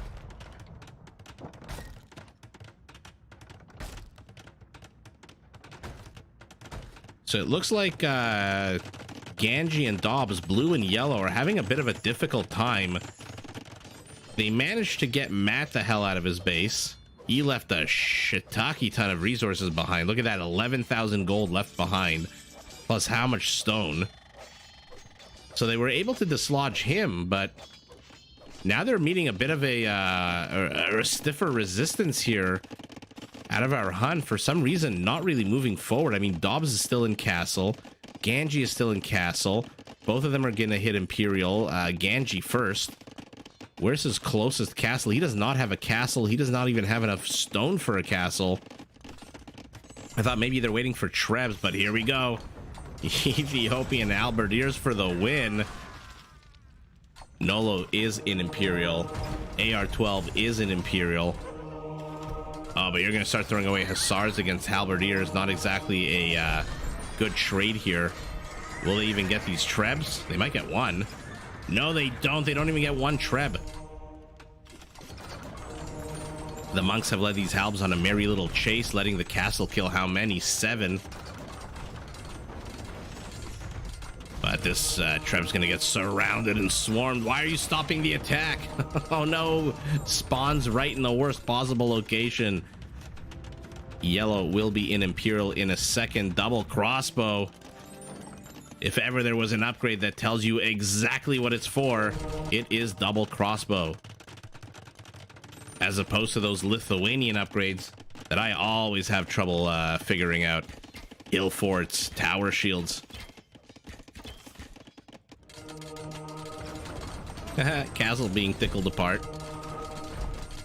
Our Khmer is not reinforcing well enough. He's got Cavaliers out. 15 of them. Steppe husbandry for our Cuman. How many stables does he have? Sorry guys, I'm zooming out quite a bit if you're on a smaller phone. Does he have a single stables? I mean, he must have. There it is.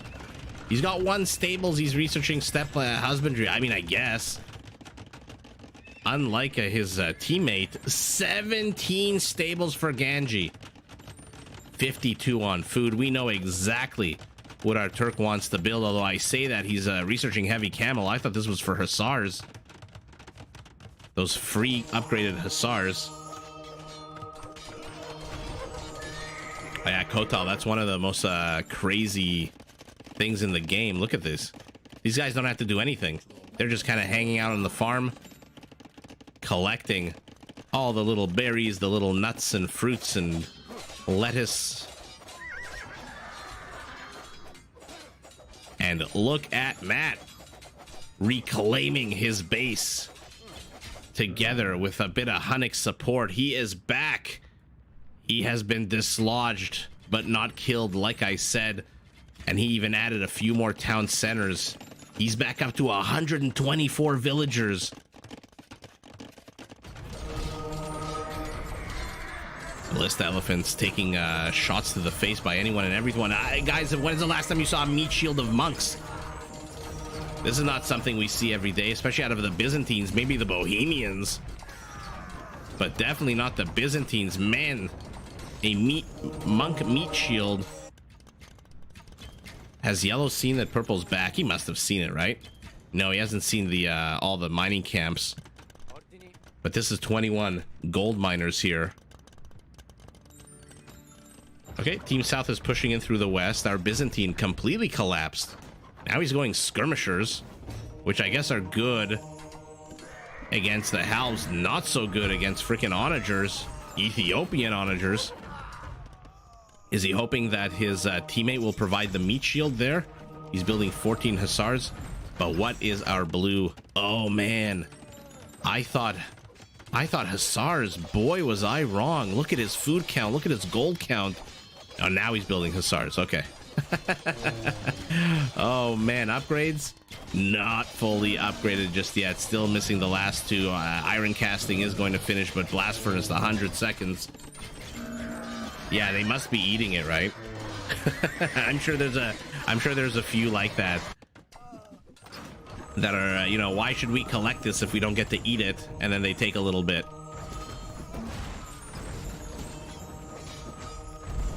I mean, our Byzantine, the only one researching anything right now for Team North. Although our Turk finally getting blast furnace.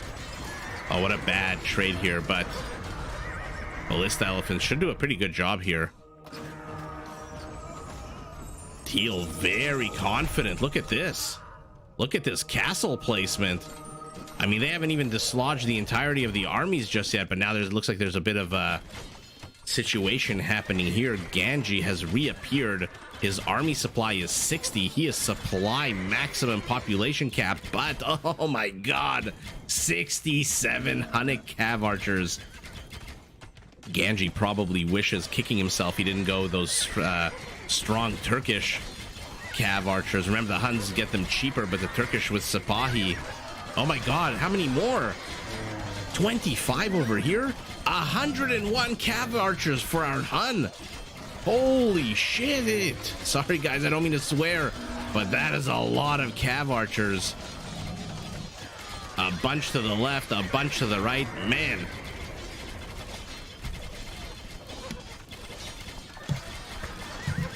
Uh-oh though.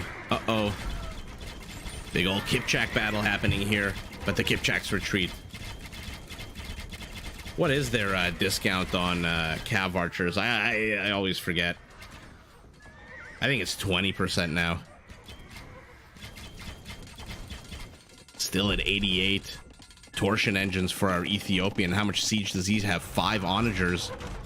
And now our Celt is back with a vengeance. Looks like Führer Celtica has been added to these siege onagers. But look at Red. This is a lot of ranged units out of him. The problem is our Khmer has gone heavy on the Scorpion. Now, I look. The Khmer team bonus is Scorpions with +1 range. So they might be able to close with 9 range against these 9 range onagers. Oh, but then you have shit like this. You have these terrible shots like that. You have to be prepared to lose a lot more Scorpions. Oh, another sour attack here, but the onager will go down, and he's really just killing skirmishers at this point. Yellow pinging over here. Oh, wow.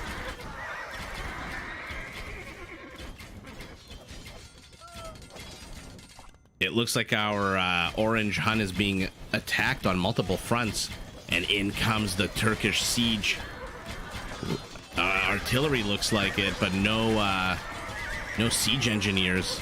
Oh, these things are reversed. The Hun, oh my god, is he gonna take bombard shots to the face like this? This is bad. Oh, and they're clumping. Okay, pivot north. Kill the halberdiers. Kipchak's not exactly the hardest hitting unit with an 8 attack, but man, those multiple arrows are annoying.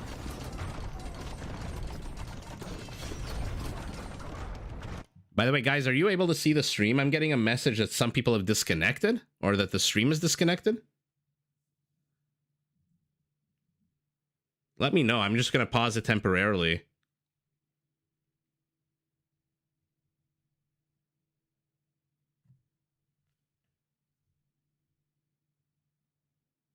Just for a second. Hi, Hunter. So you can still see the game, yeah?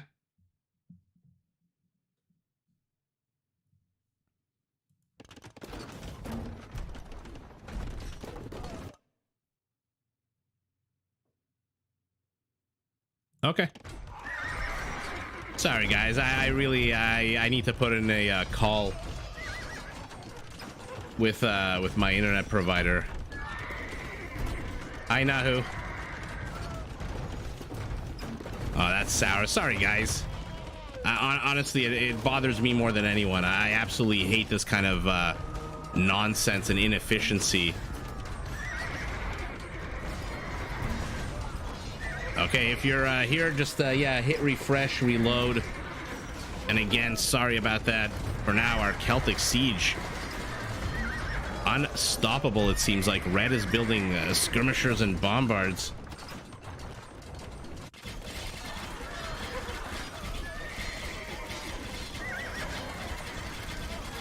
Look at this rain of hell falling on these halberdiers. Yeah, I'm definitely gonna call my internet service provider tomorrow. Corey, spoken like a Canadian. But yes, you are absolutely right. That is exactly what happens when the entire country has 2 options for internet.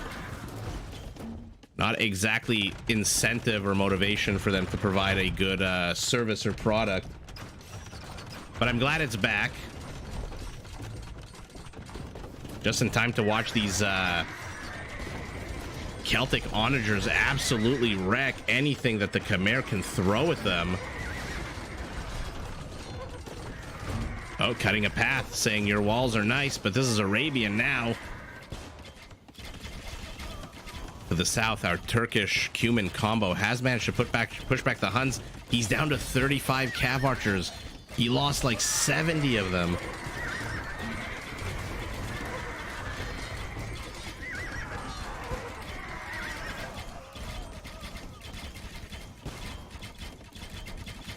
Okay, this is a good use by Ganji to zone out anything and everything that tries to come at these ranged units. But I mean, the Kipchaks, they're all firing on 1 unit. This is takes a little bit of a ball to the back of the head. 46 Kipchaks should not be firing on 1 unit. New front looks like it's being opened up. By the way, Look at purple. Our Sicilian is back. Has multiple town centers. I wonder if he's gonna call a crusade soon.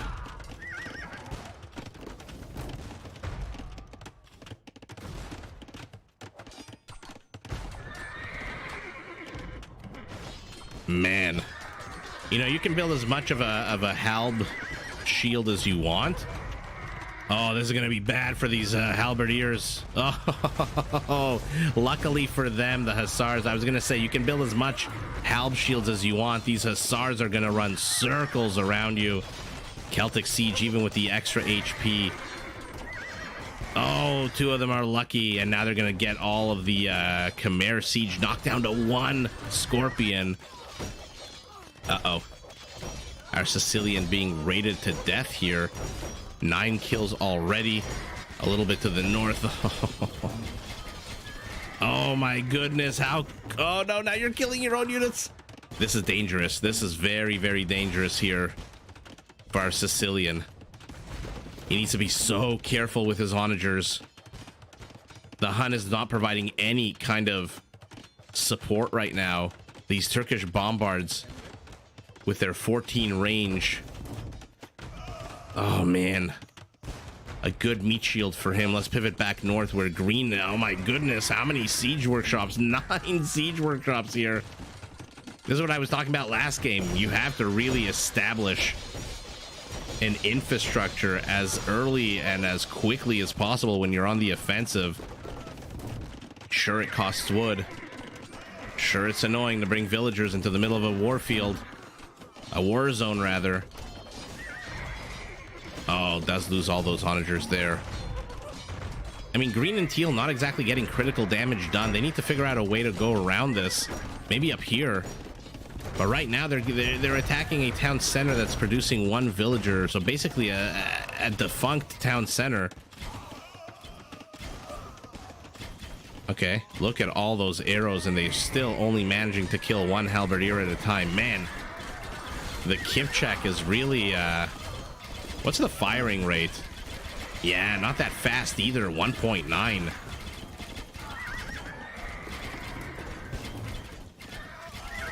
Walmart Mangadai, as somebody in my comments called them very early on in the channel history. Okay, purple for a second time has been dislodged from this location, but does purple care? I mean, take a look at this. He's taken over orange's base so much that orange doesn't have enough room to expand except backwards. What's this blue dot here? Okay, keeping an eye out on here. Not bad at all. Right now, what I think, if they want to end the game right now, Ganji needs to take his 43 hussars and pivot north and just slam into this. Together with these Khmer scorpions. Our Byzantine has collapsed. He's not building anything. He's building 1 hand cannoneer. Our Celt destroying anything and everything. Take a look at red, though. He's got a town center in yellow's base. He's got a town center in blue's base. Yeah, what's his trade like? 15 trade cards going up to 22.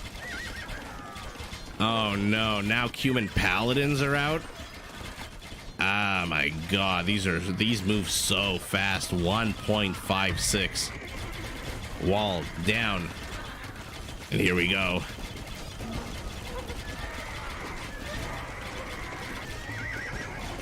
Man, do they melt under onager fire. Look at this disgusting display of dead Kipchaks. What is this, by the way? Okay, so he heard me, I guess, 5 days after the fact. And has now moved a few bombard cannons up north. Pushed in from all angles, and no, a juicy wood line here. This might be GG. I don't know how you can afford to lose 24, 28 villagers here. Our Khmer building a very defensive castle. Wants to protect that trade. Are you kidding me? Red is sending stone miners? Oh no, they're not stone miners, they're builders. Trying to get the wall up back up. Oh man. Villagers in a war zone. These Hunnic Cav Archers, by the way, wasting all of their arrows on these extra armor Hussars with 7 pierce armor. You're doing 4 damage to a unit that has 95 HP. Look at that. Meanwhile, the Kipchaks are just killing literally everything. Blue pinging over here.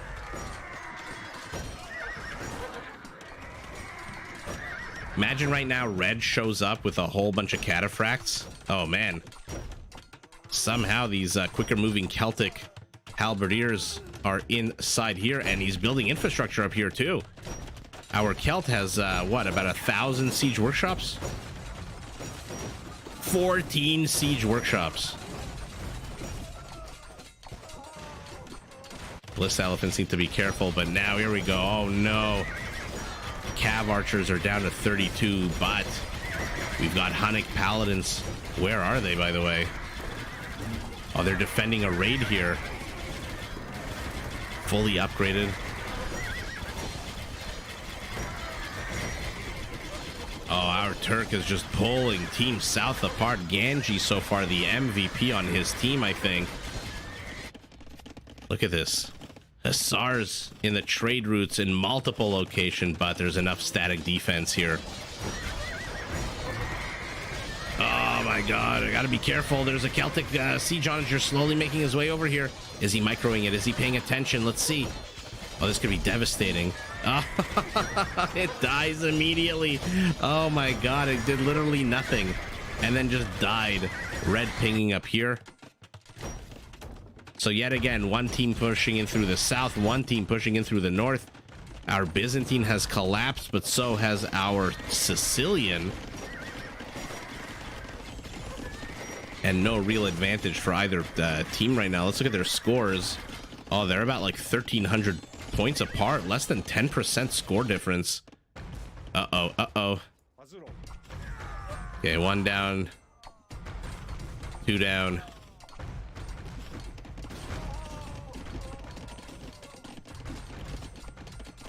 And a 3rd bombard does die. Our Celt is back. How many siege onagers? 15 he's going up to. So a smart move here by AR-12 to build this castle.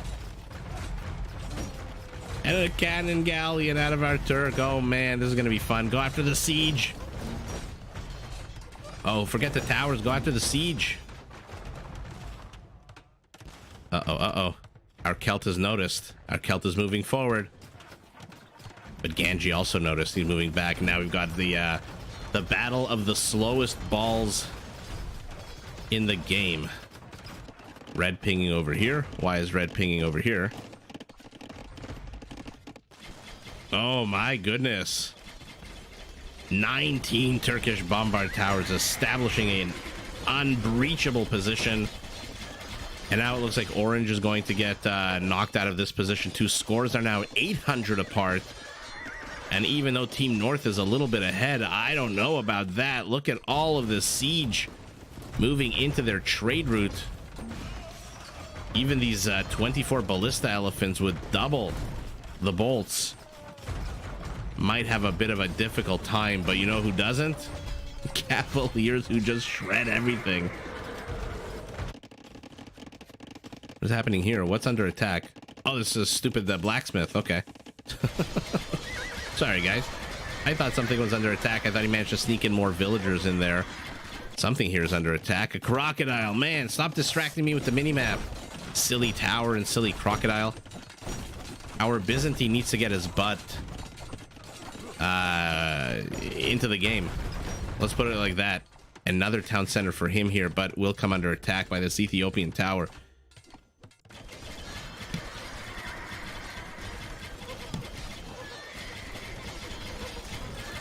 Our Turk human combo, a little bit too much for our Sicilian Huns to deal with. Our Huns army supply has been knocked down to half. Take a look at the army supplies up top, identical. Civilian populations, identical. What an incredibly close game. And guys, when I say identical, I don't mean literally identical. I mean like 10-15% difference. Oh man, these elephants are clearing everything out. Actually, no, the elephants are clearing nothing out. It's these ballistas. Oh, sorry, what the hell am I talking about? The Trebs. The elephants are doing a good job, though, killing all the siege. Over here, we've got some villagers about to die, but some Byzantine light cav from the early Castle Age moving in to take on these fully upgraded Celtic halberdiers that move so much faster.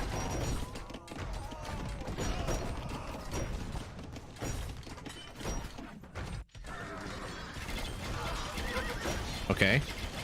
Our Hun has been knocked down to this little enclave here, surrounded by a bunch of archery ranges and stables. How many kills on these Kipchaks, by the way? 109 is not bad at all. Reinforcements just endlessly streaming across. Would love to see some kind of infrastructure here out of blue and yellow. Maybe a few more stables out of yellow here. He is bringing a villager or two, so we'll see what that's for. And look at this. What the hell is this? This looks like box art from 1998. A bunch of random walls from our Byzantine, some Ethiopian towers, some Celtic barracks and siege workshops, and amongst all of it, Khmer Hussars and a single battle elephant who just died. But some reinforcing battalion already en route, and Trebs pushing this back. They need to wall this ASAP. Okay, stables are being built for our Cuman. Stables? Interesting, okay. What does he have that he's going to build out of the stables? Paladins? He's got no gold. He's barely got any food. I guess he's building what he can, right? He's got no stone either. See, this is the dilemma, by the way, of Bombard Towers. If you don't stand and fight, the Bombards will miss all of their targets. If you stand and fight, you're going to lose a bunch of your own units.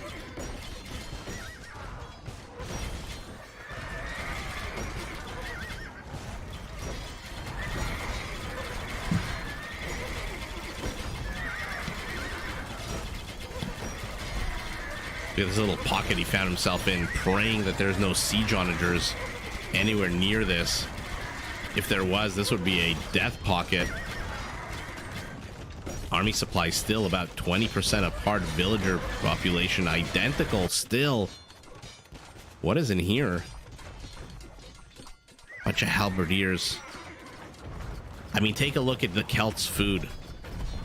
6,600 food. Give that to the Huns. Give some of it to your teammates.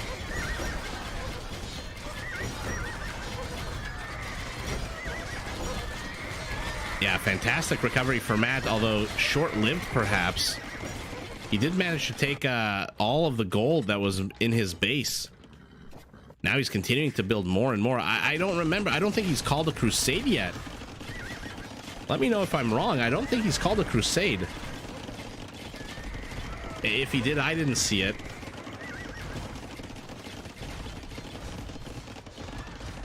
Oh my god, look how confident they are, Team South. They're building... And by the way, look at the map now. Literally carved from head to toe. Literally from the top to the bottom. You've got Team South up here. And then you just pan down and it's Team North in here. But in comes that Sicilian siege. Not exactly drill, but it'll get there. And like I said, the bombard's so inaccurate. What's their accuracy, by the way? 92? That's bullshit. 92 against things that aren't moving, maybe. There's enough of a meat shield here that this push out of Matt is not going to accomplish much.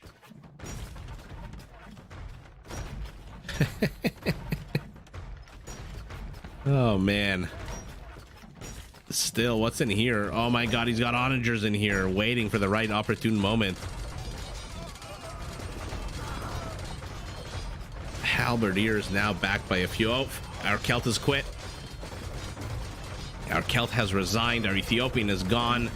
Huns are done. And Matt, last on his team to resign. Look at these. Look at these numbers. 700 of each. Whoa, okay. Look at our Khmer. But our Hun as well. What does this add up to? Let's call this 11,035. Let's call this 40,000. This is like 55, 56,000. So Team South looks like they had a lot more trade. Oh, man, guys, I was going to say, let me see if I can tell if a first crusade was called, But I'm not going to make you sit here and look at this. I mean, I don't want to use the word crazy, but look at this. How the hell do you navigate this? Maybe if I just click one color? Oh, here we go. Okay, you know what? Let's remove everyone. Oh, Capture Age. You're always so full of surprises. What a fantastic program. So he hits Castle. Oh, my, I hate this annoying thing that pops up. He hits Castle. Murder holes for Matt because he's an absolute champ. But look at this. No Hauberk and no First Crusade. Very strange why he didn't go First Crusade when he had all of those town centers up. Anyway, I guess he was focused on something else.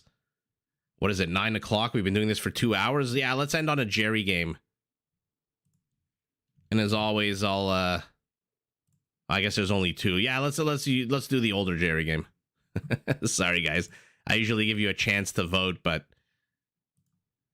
today democracy dies on Cast of Empires. I'm just going to choose the game. And we're going to watch Jerry try to finesse the Saracens here. So green, yellow, blue, and purple.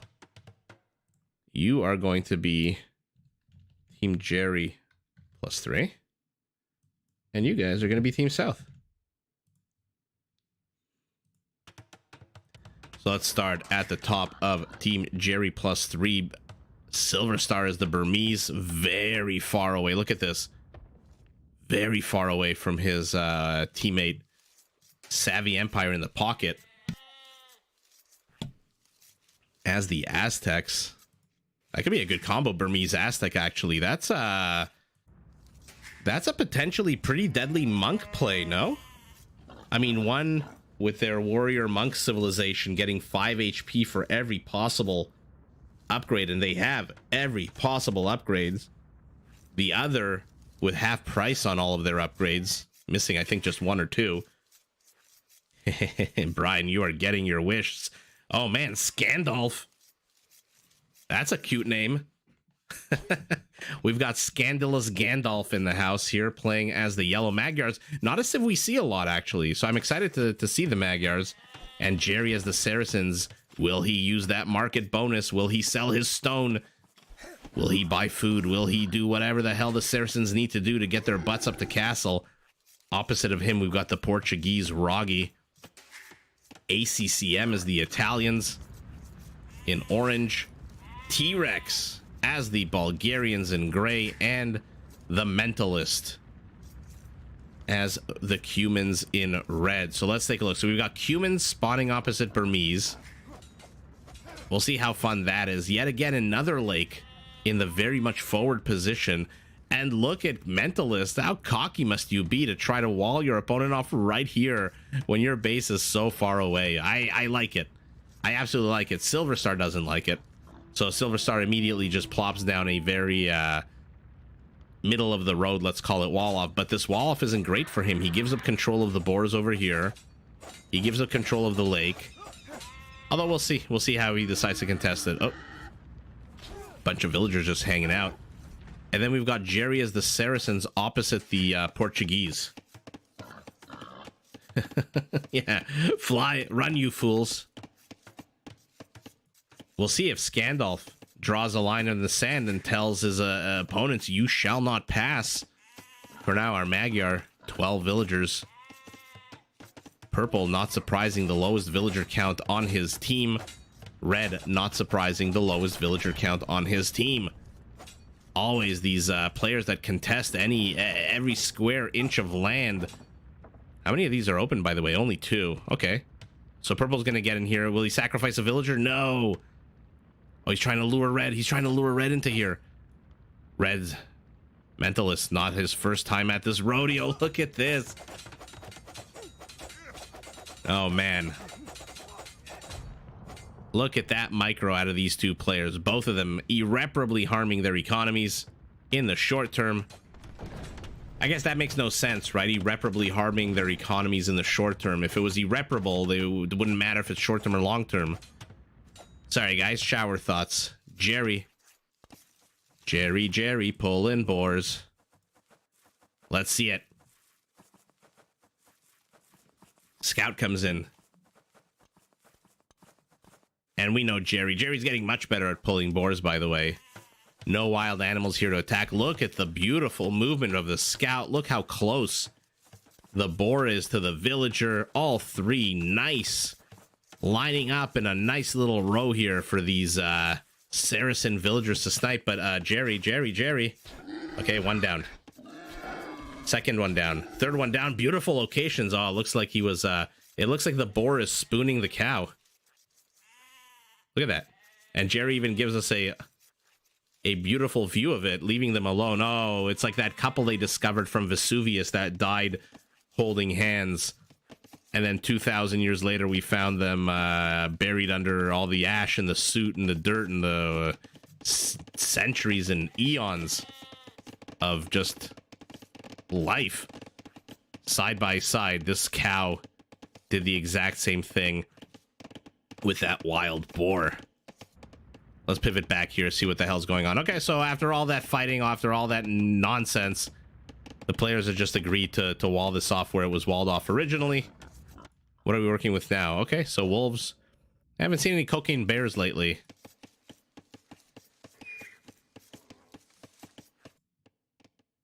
And let's take a look at the wall-offs, by the way, while we're waiting here. Teal with a double row of palisades, but look at this. Sneaky Scandalf. He has snuck in a scout. We'll see what that scout can do for now. Look at Teal, by the way. One wall off, two wall offs, a third wall off that's being attacked, and a fourth wall off that he can't even finish because he's got to make it over here to this wall off, which he's not going to in time at all. Oh my goodness, look at Roggy with the moves, the baller moves, but uh-oh. Well, did he see Scandalf's scout? That's the real question. Green pinging over here. We'll see if this actually works out to Roggy's benefit, because Savvy Empire is sending villagers here. Let them get attacked by the wolf. You keep your villager nice and safe.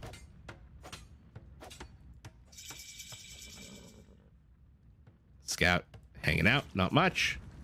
T-Rex expanding his fishing fleet.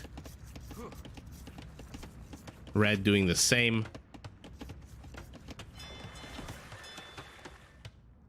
Okay, I think they learned their lesson. They don't really seem like they're interested in fighting, although they're already walled off here for red, so not much purple can do. More and more players hitting feudal. I don't know that you really necessarily want to leave the wall offs to the Cumans, to be honest. I mean, the palisades are nice and a third thicker, but ultimately you do want some kind of stone based defense, right? I assume so. Okay, yellow bringing his scout a little bit too late here to help against that wolf. There you go. This is what you want. A 3-layered cake of defense.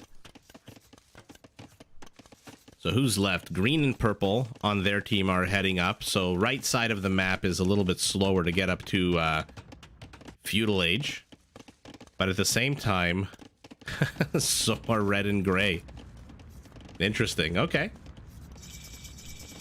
Oh, Jerry. He's got 6 archers, 8 more, or rather 2 more on the way. Remember, these guys get a bonus against buildings that's higher than average. What about I don't think it applies to stonework. No, there you go. 0 stone defense, but buildings. Oh my god, a 4-layer cake here. A delicious tort being prepared by Roggy, made up of stone. We'll lose the villager. Oh man, good pick off here for Jerry. But he needs to get the hell out of Dodge. He needs to... Oh, he's walled off with stone up here. He's walled off with stone up here. Roggy, he knows Jerry likes to get nice and aggressive. These archers are going to see all of it.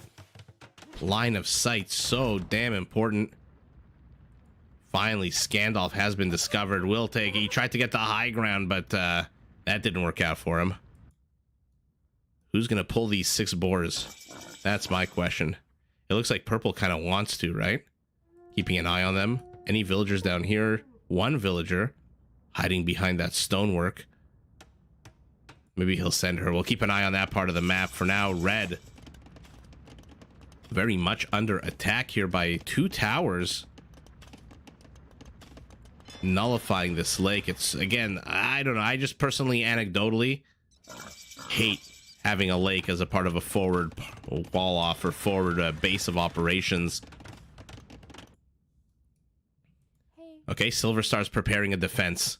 The wolf is coming. Get rid of the wolf. There you go. Let's see what this is for. How many boars do you think he's going to try to pull? Okay, what the hell was the point of that house? Oh, he's going to have to be... Oh, the boars are positioning themselves perfectly, though. Silver Star. Are you gonna try for all 6? You've got 29 villagers back home. You are nowhere close to going up to castle. Let's see it. Move into the left. 1, 2. Oh no, only 3. I had so much anticipation. Why the hell did he even build that house? Oh man, I had so much anticipation. Now he's gonna run into a wolf. Oh, Silver Star pulling a Jerry here. Oh no, oh no.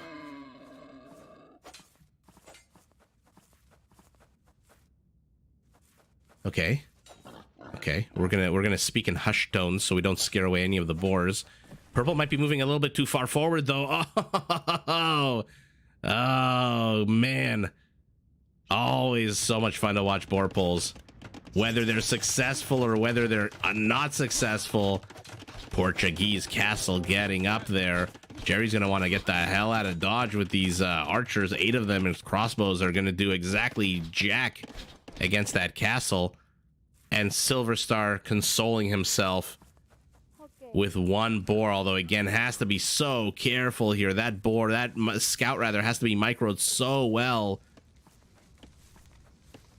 And so far he's doing a fantastic job saving this 1 villager. Oh, the boar taking a few shots to the flank.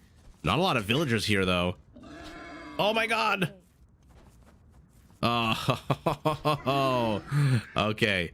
Okay, redeemed himself by saving that villager who had 1 more shot. By the way, if you didn't know, and I discovered this recently as well, so don't feel too bad. Not that you would ever would. Take a look at the attack bonuses on a boar.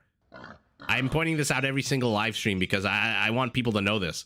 +8 on a camel, +3 on cavalry, and then anyone and everyone has an eagle warrior attack of +4. These are better than some actual units in the game. Like, compare this to a plumed archer, right?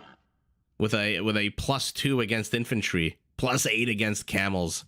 Oh man, I don't know why I find that so amusing, but I do, and therefore you all have to see it. Okay, our Cumin is pushing out. He is stuck in feudal, but he is stuck in feudal because he already has built his 2nd town center.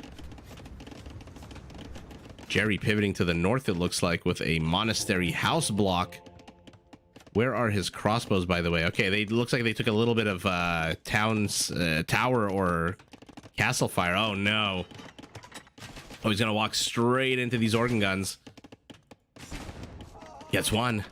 Should outrange them, or no, it should be the same range, no? Yeah, 7 on 7. Somebody please take these 5 boars. We've got a mangonel here being repaired by Red's villager, or rather his own villager. Red's villager just kind of being a bit of a psychopath, just standing here in the middle watching. Oh yeah, watching all the action happen, lifting absolutely not a single finger to help. Jerry knocked down to 2 crossbows, his opponent pumping out more and more organ guns, just like the Portuguese doctor recommended. Man, they love their organ guns. We'll see how our Saracen responds. Oh, he's responding by walling himself in. Okay.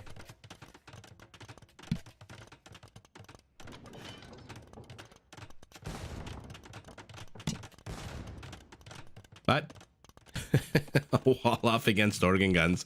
Not exactly fantastic. Scandalously unhelpful. 4 town centers, 78 villagers, going up to 86 resources. He's got a good amount of gold. These guys can park themselves outside the town center, although will they? There's a lot of good infrastructure here for them to destroy. Jerry is going up to Imperial. With the 1 town center that's under attack. Oh, mama. E-Rex building a castle right here at the front. How many villagers? Hard to see. Only 4. Okay, so purple has a bit of a good amount of time to defend against this. Green pinging here wants these walls down. Does manage to get one of these mangonels. Purple repairing it.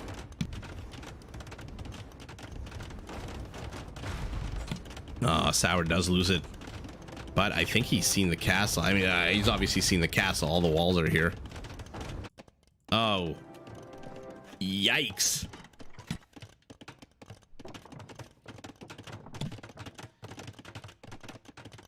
Okay, Jerry's got a bit of time. I think a castle takes for 1 villager 200 seconds to build. And so he's 125 seconds away. Not 125. He is 85 seconds. Sorry, guys. The math threw me off.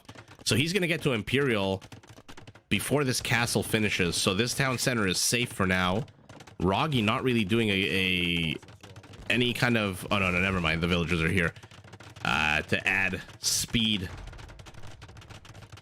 Organ guns, I was going to say. Roggy not really accomplishing much so far. More circling around than he is attacking. Finally decides to attack. Could have had all of this infrastructure down by now. Our Magyar still booming. He is insulated from the war. It has not affected him yet. It has not reached the Magyar shores. And is anyone in Imperial? No. Who's first to reach it? Jerry is the first to reach Imperial. Guys, we've watched him go from somebody who could barely pull 3 boars to someone who, in a game with ACCM in the pocket, has managed to reach Imperial first while under attack and under siege by a bunch of Portuguese organ guns. Now, the question is, should he have gone up to Imperial? He has got no army. He's getting bracer, so he's going to outrange these organ guns now. 8-7. Micro is going to have to be absolutely epic for Jerry. So far, it is not. How are his archery ranges, by the way? Under attack and ACCM. No stone for Jerry. The Ninja Turtles are out. The Genoese crossbows, but also terrible range and also no real attack bonuses. Jerry's been knocked into a corner. Look at him trying to block with a villager. Look at this. Look at this. Take my villager, he says. But Roggy not really listening. Roggy doesn't give a flying F. Jerry has rebuilt his infrastructure here, though. Definitely looks like Team South is pushing in more and more. ACCM has also just hit Imperial. Is anyone on this side? Purple or gray? Anyone? Yeah, purple's going to be an Imperial first here. He's going to get out of Treb almost immediately, although needs 100 more gold. Oh, yikes. Jerry has not saved any villagers. He's got to be so careful with these last. He's down to 5 villagers. But take a look at Savvy Empire preparing for a potential save here. I mean, I see the Eagle Warrior upgrade. I don't see a single barracks out of him. Do you guys see a barracks? I mean, there must be a barracks. He's researching Eagle Warrior. There it is. 2 barracks. Where the hell's the second one? Nowhere close to Jerry. Jerry, get your butt into Yellow's base, or at least run this way. Okay, demolishes his own house. He's gonna have to demolish this one before ACCM gets his castle up. Our Magyar building what? I don't know. More shells for the Ninja Turtle with Pavice. Already fully upgraded these guys. Wow, ACCM.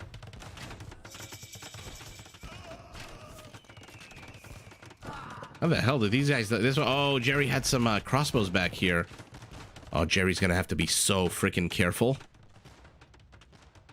And let's see, Team South is going to be repelled here because Silver Star... Oh no, Silver Star is an Imperial now. Does he have a castle up? No, no, sorry, I'm talking about T-Rex, not Silver Star.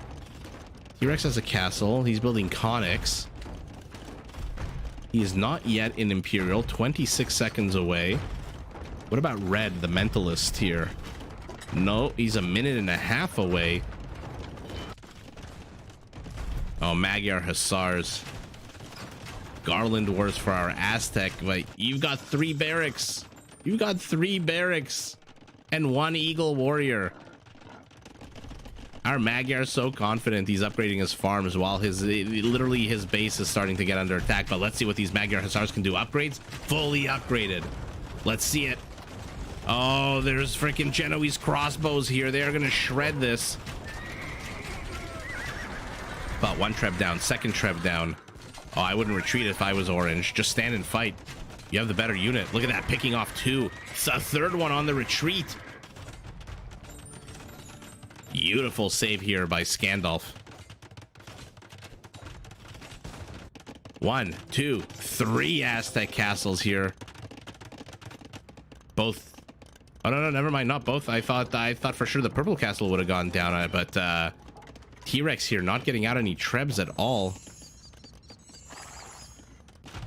Will Jerry's team survive? Jerry knocked down to 5 villagers. Needs to build a market, unless he has one already. Yeah, he needs to buy stone. Sour, look at that. He's stuck at 94 stone. How sour is that? Okay, noticing that the Genoese crossbows are no longer here for some reason. Where are they, by the way? Oh man, Scandalf is wrecking everything. Are they just in the castle? No, only 3 of them. Yeah, they are here. Why the hell weren't they firing? Look at that. What an absolute beast of a counter. By the way, look at that. Cavalry 7. So take a look. Genoese crossbow. Attack bonus against Cavalry 7. Random boar. Attack bonus Cavalry 3. Oh no, sorry, it's the camel that's higher. Sorry, camel 8. Camel 6. So there you go, guys. If you're facing a 1 second, my mic button. Sorry, you may have heard a click there. If you're facing a civilization that's going camels, train a lot of boars. That's my pro tip of the day. What the hell is this out of our cumin? Okay, looks like the Aztecs are starting to spam, but Jaguar warriors against humans and Bulgarians. I mean, this is a unit that's... Oh, look at it. They pegged it to this very slow-moving mangonel. I'm not too sure Jaguar warrior is really the way to go against a cavalry civ, but we'll see. For now, Magyar warriors. Magyar hussars line it up again. He needs some kind of siege unit or weapon or something. Jerry, what the hell are you doing? Get a town center up. Buy something with your market. They're leaving your market alone. Oh my god, what a mistake. You're leaving the Saracens market unattacked, unopposed. That's like leaving Frankish stables up. Yikes. But this is a lot of Jaguar warriors. Look at that Garland Wars upgrade. Man, these are fully upgraded. They are ready to absolutely wreck anything and everything. They might want to get over here with their 5 Pierce armor. We'll do pretty damn well against the Genoese crossbows, I think. Oh no, here we go. Here we go. It's happening. Cavalry against the cavalry counter. But speed of attack on these guys should be pretty good. 1.8. Rate of fire on you. 1.7. Oh, they're hugging the castle. Oh my goodness. How good are these Genoese crossbows? Kill count must be in the 70s or 80s. Yeah, 71.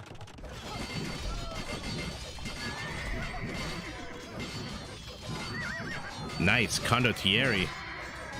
Two-handed swordsman. Jaguar warriors.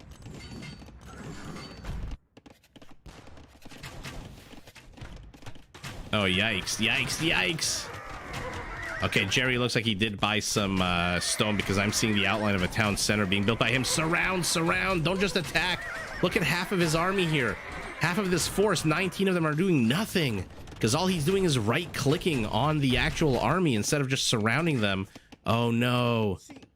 He's been discovered. Jerry has been found out. This organ gun is going to see. The outpost is going to see. And Jerry is didn't take the opportunity to run into Yellow's base. Not that there's much to run into here. It's being ransacked as well. Okay, you're gonna have to do better than that if you want to surround these Genoese crossbows. Now there's freaking bombard towers out. Okay, it does split them up.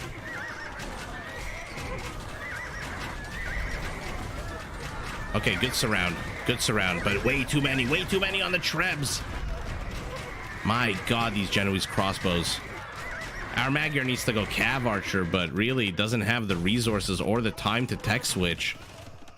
What can he possibly do? He just, aside from Cav Archers, how do you fight into this 110 kill Italian Ninja Turtle ball of cavalry killing machines? Oh, that's not something you want to do. Oh my God, he's so cocky. He's attacking a castle.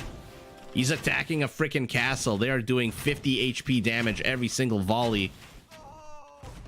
But did they overstay their welcome? Did they overstay their welcome? I like Orange's movement, by the way. He's always next to something. If it's a structure, if it's a gold pile, if it's a something. Okay, the castle is helping out here a lot. But this is still 1,000 HP of Genoese crossbows. Let's pivot back here.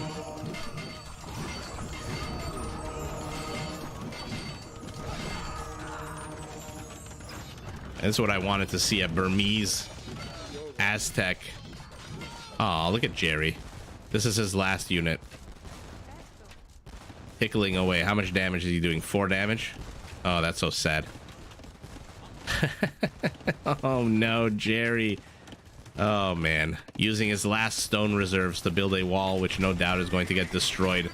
But here we go. He's wedged these Genoese crossbows into a corner. There's not that many of them left. But with the Treb, villagers are out. Maybe use them. No, he's repairing. He's got 147 stone, but the castle goes down. And now surround them. Oh, instead he's... Oh, God. What an absolute terrible waste of these Magyar Hussars.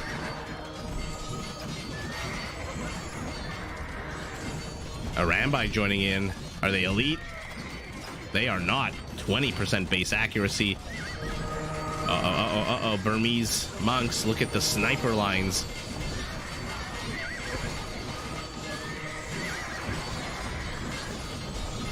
I mean, this is fantastic for purple because Teal's units are clumping and these cavaliers are getting wrecked by the Arambai.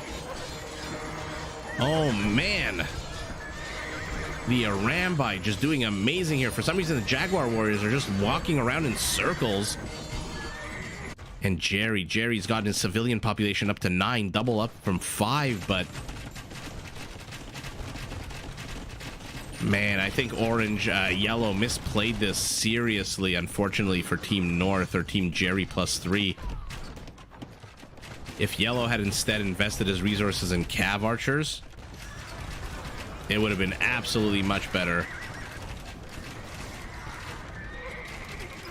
I mean, Magyar Hussar is not terrible, but when you're facing off against a cavalry counter, I mean, what do you expect?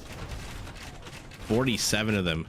To kill 47, by the way, of these guys, these Ninja Turtles, you need 3 times that, I think. You need at least a 2.5 to 1 ratio. Otherwise, they're just gonna one-shot you all the livelong day. But look at this. Purple and green pushing their way out. Jerry. Town center gone. Lumber camps being built. Oh, Jerry has nowhere to go. This is absolutely... He managed to get an organ gun. They're focusing on the wrong... Oh, they're not focusing at all.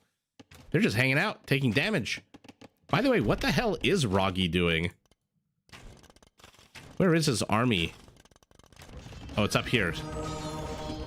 So he's basically left ACCM to handle this, knowing that ACCM basically counters whatever yellow throws at him. And now he's here, but he's clumping again. Let's see if the combination of Portuguese Cavaliers, Bulgarian two-handed swordsman, do they have the Bilbo Baggins? Yeah, no they don't. No Bilbo Baggins. Oh man, these Jaguar warriors are gonna shred through them like they're made out of confetti. Yikes, what a sour loss here for Team South. What an absolute sour loss. Why is Red pinging here? Probably wants a market to go up in that location. In they come again. But Genoese crossbows never too far away.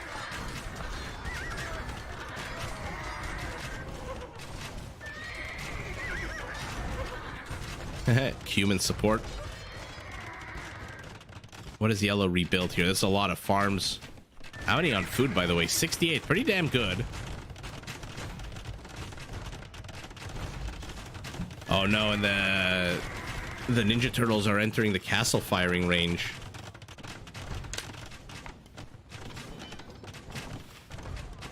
Oh, again, I didn't notice if he got Corvinian. I didn't know if he got Corvinian to make his Magyar Hussars not cost any gold. Although I suspect he did, because he's got no gold and he keeps producing more and more Hussars. Oh, you can't clump like this against the Rambai. Beautiful use of these Aztec infantry units. You think the Bulgarians are going to win this, Brian? I mean, our Bulgarian has been knocked down to nothing. He's got 0 halves, 1 building. He's got a few two-handed swordsmen. We've got quite an interesting army of counters here, because the Aztecs do counter Bulgarian infantry. Very similar to how the Genoese Ninja Turtle counters these Magyar Hussars. But Red is inside. The wolf is inside the chicken coop. Oh man, 45 Magyar Hussars. But 62 Genoese crossbows. And take a look. Jerry has been knocked out of his base. Scandalf has been knocked out of his base. Somehow Jerry is still alive with 9 villagers and 4 scouts? What? Jerry contributing what little he can to the war effort. But Mentalist has also been dislodged from his base. T-Rex is basically defunct. He's got the very, very low score. Roggy, aside from these Cavaliers, has nothing. He's got 61 villagers, which is the second lowest in the game after Jerry. Without Jerry, he'd have the lowest villager count.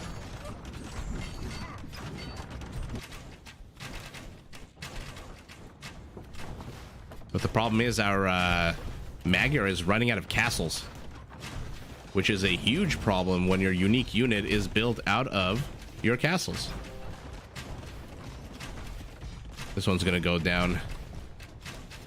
Yikes. And now there's a breach in the wall. 1 siege onager, 1 regular onager is enough to shoo all this away. Teal pinging up here saying, Red, good job. Jerry has, oh my god, look at Jerry finding damage wherever he can. +1/+1 on these guys. Doesn't even have a blacksmith. Or does he? Oh my god, he does have a blacksmith. Oh, Jerry, you've got, oh my god, look at Jerry's resources. Tell me they didn't leave the market still up. Yeah, okay, they finally got rid of that Saracen market. But look at Jerry's resources. So high, but look at this. Oh, it's GG. Now it's GG. They busted on through. Nothing Green can do to hold this in. His entire army is down here. And even though they're doing a fantastic job against Roggy, Roggy's team is Team South basically telling Roggy and T-Rex, throw anything and everything at them. Give us literally 5 seconds, because in the next couple of minutes, it's going to be GG. Square formation for the Ninja Turtles. Man, what do you do here as the Magyars? You can't tech switch. It's way too late for that. 56 Magyar Hussars could potentially do some damage to 56 Genoese crossbows, but no, not enough, not enough.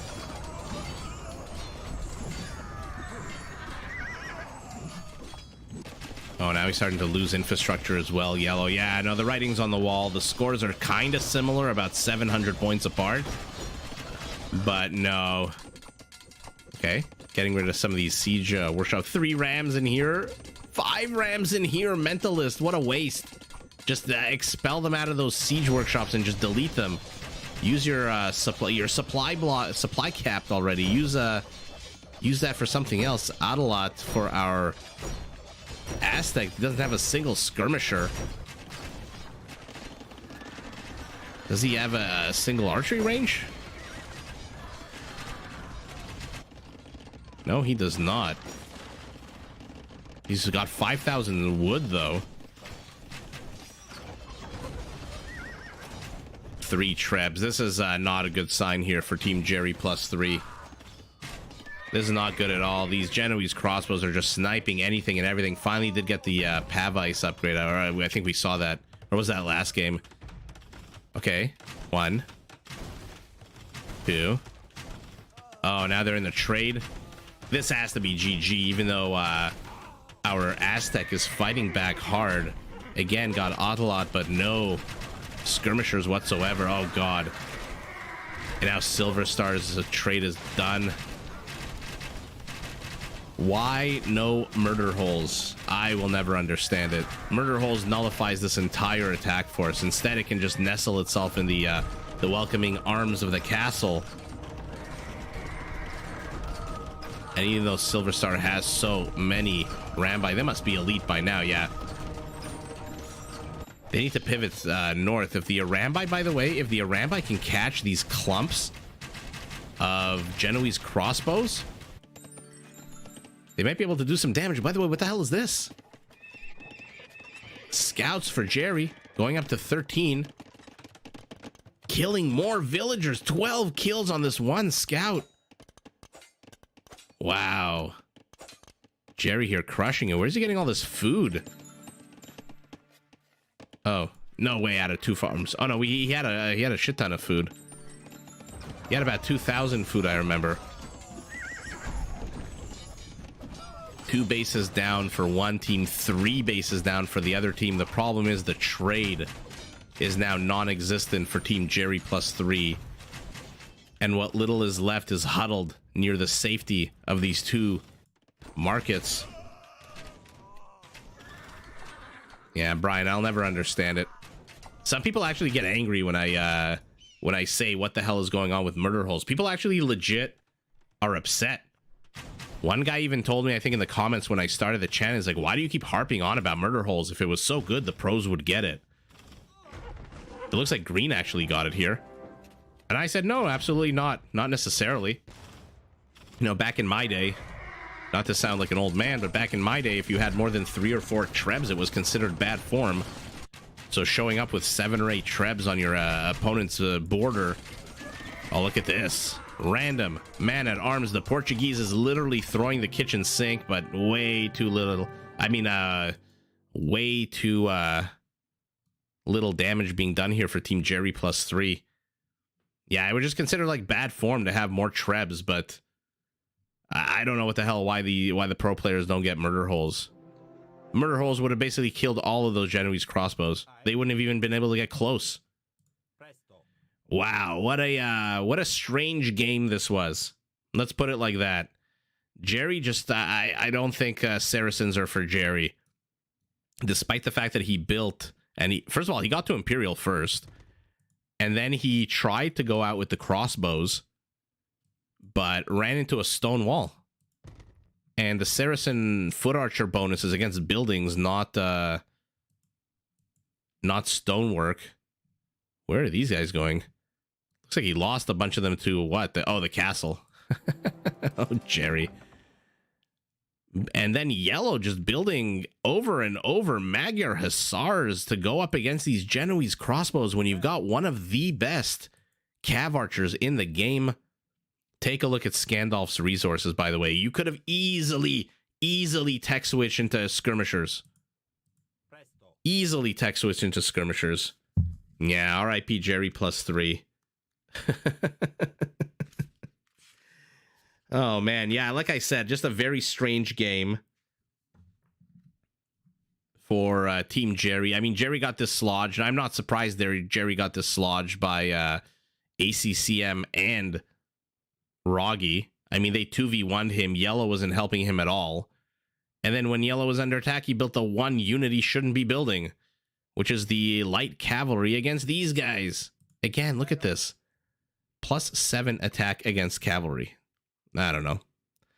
In any event, Team Jerry +1 did a good amount of damage, but not enough.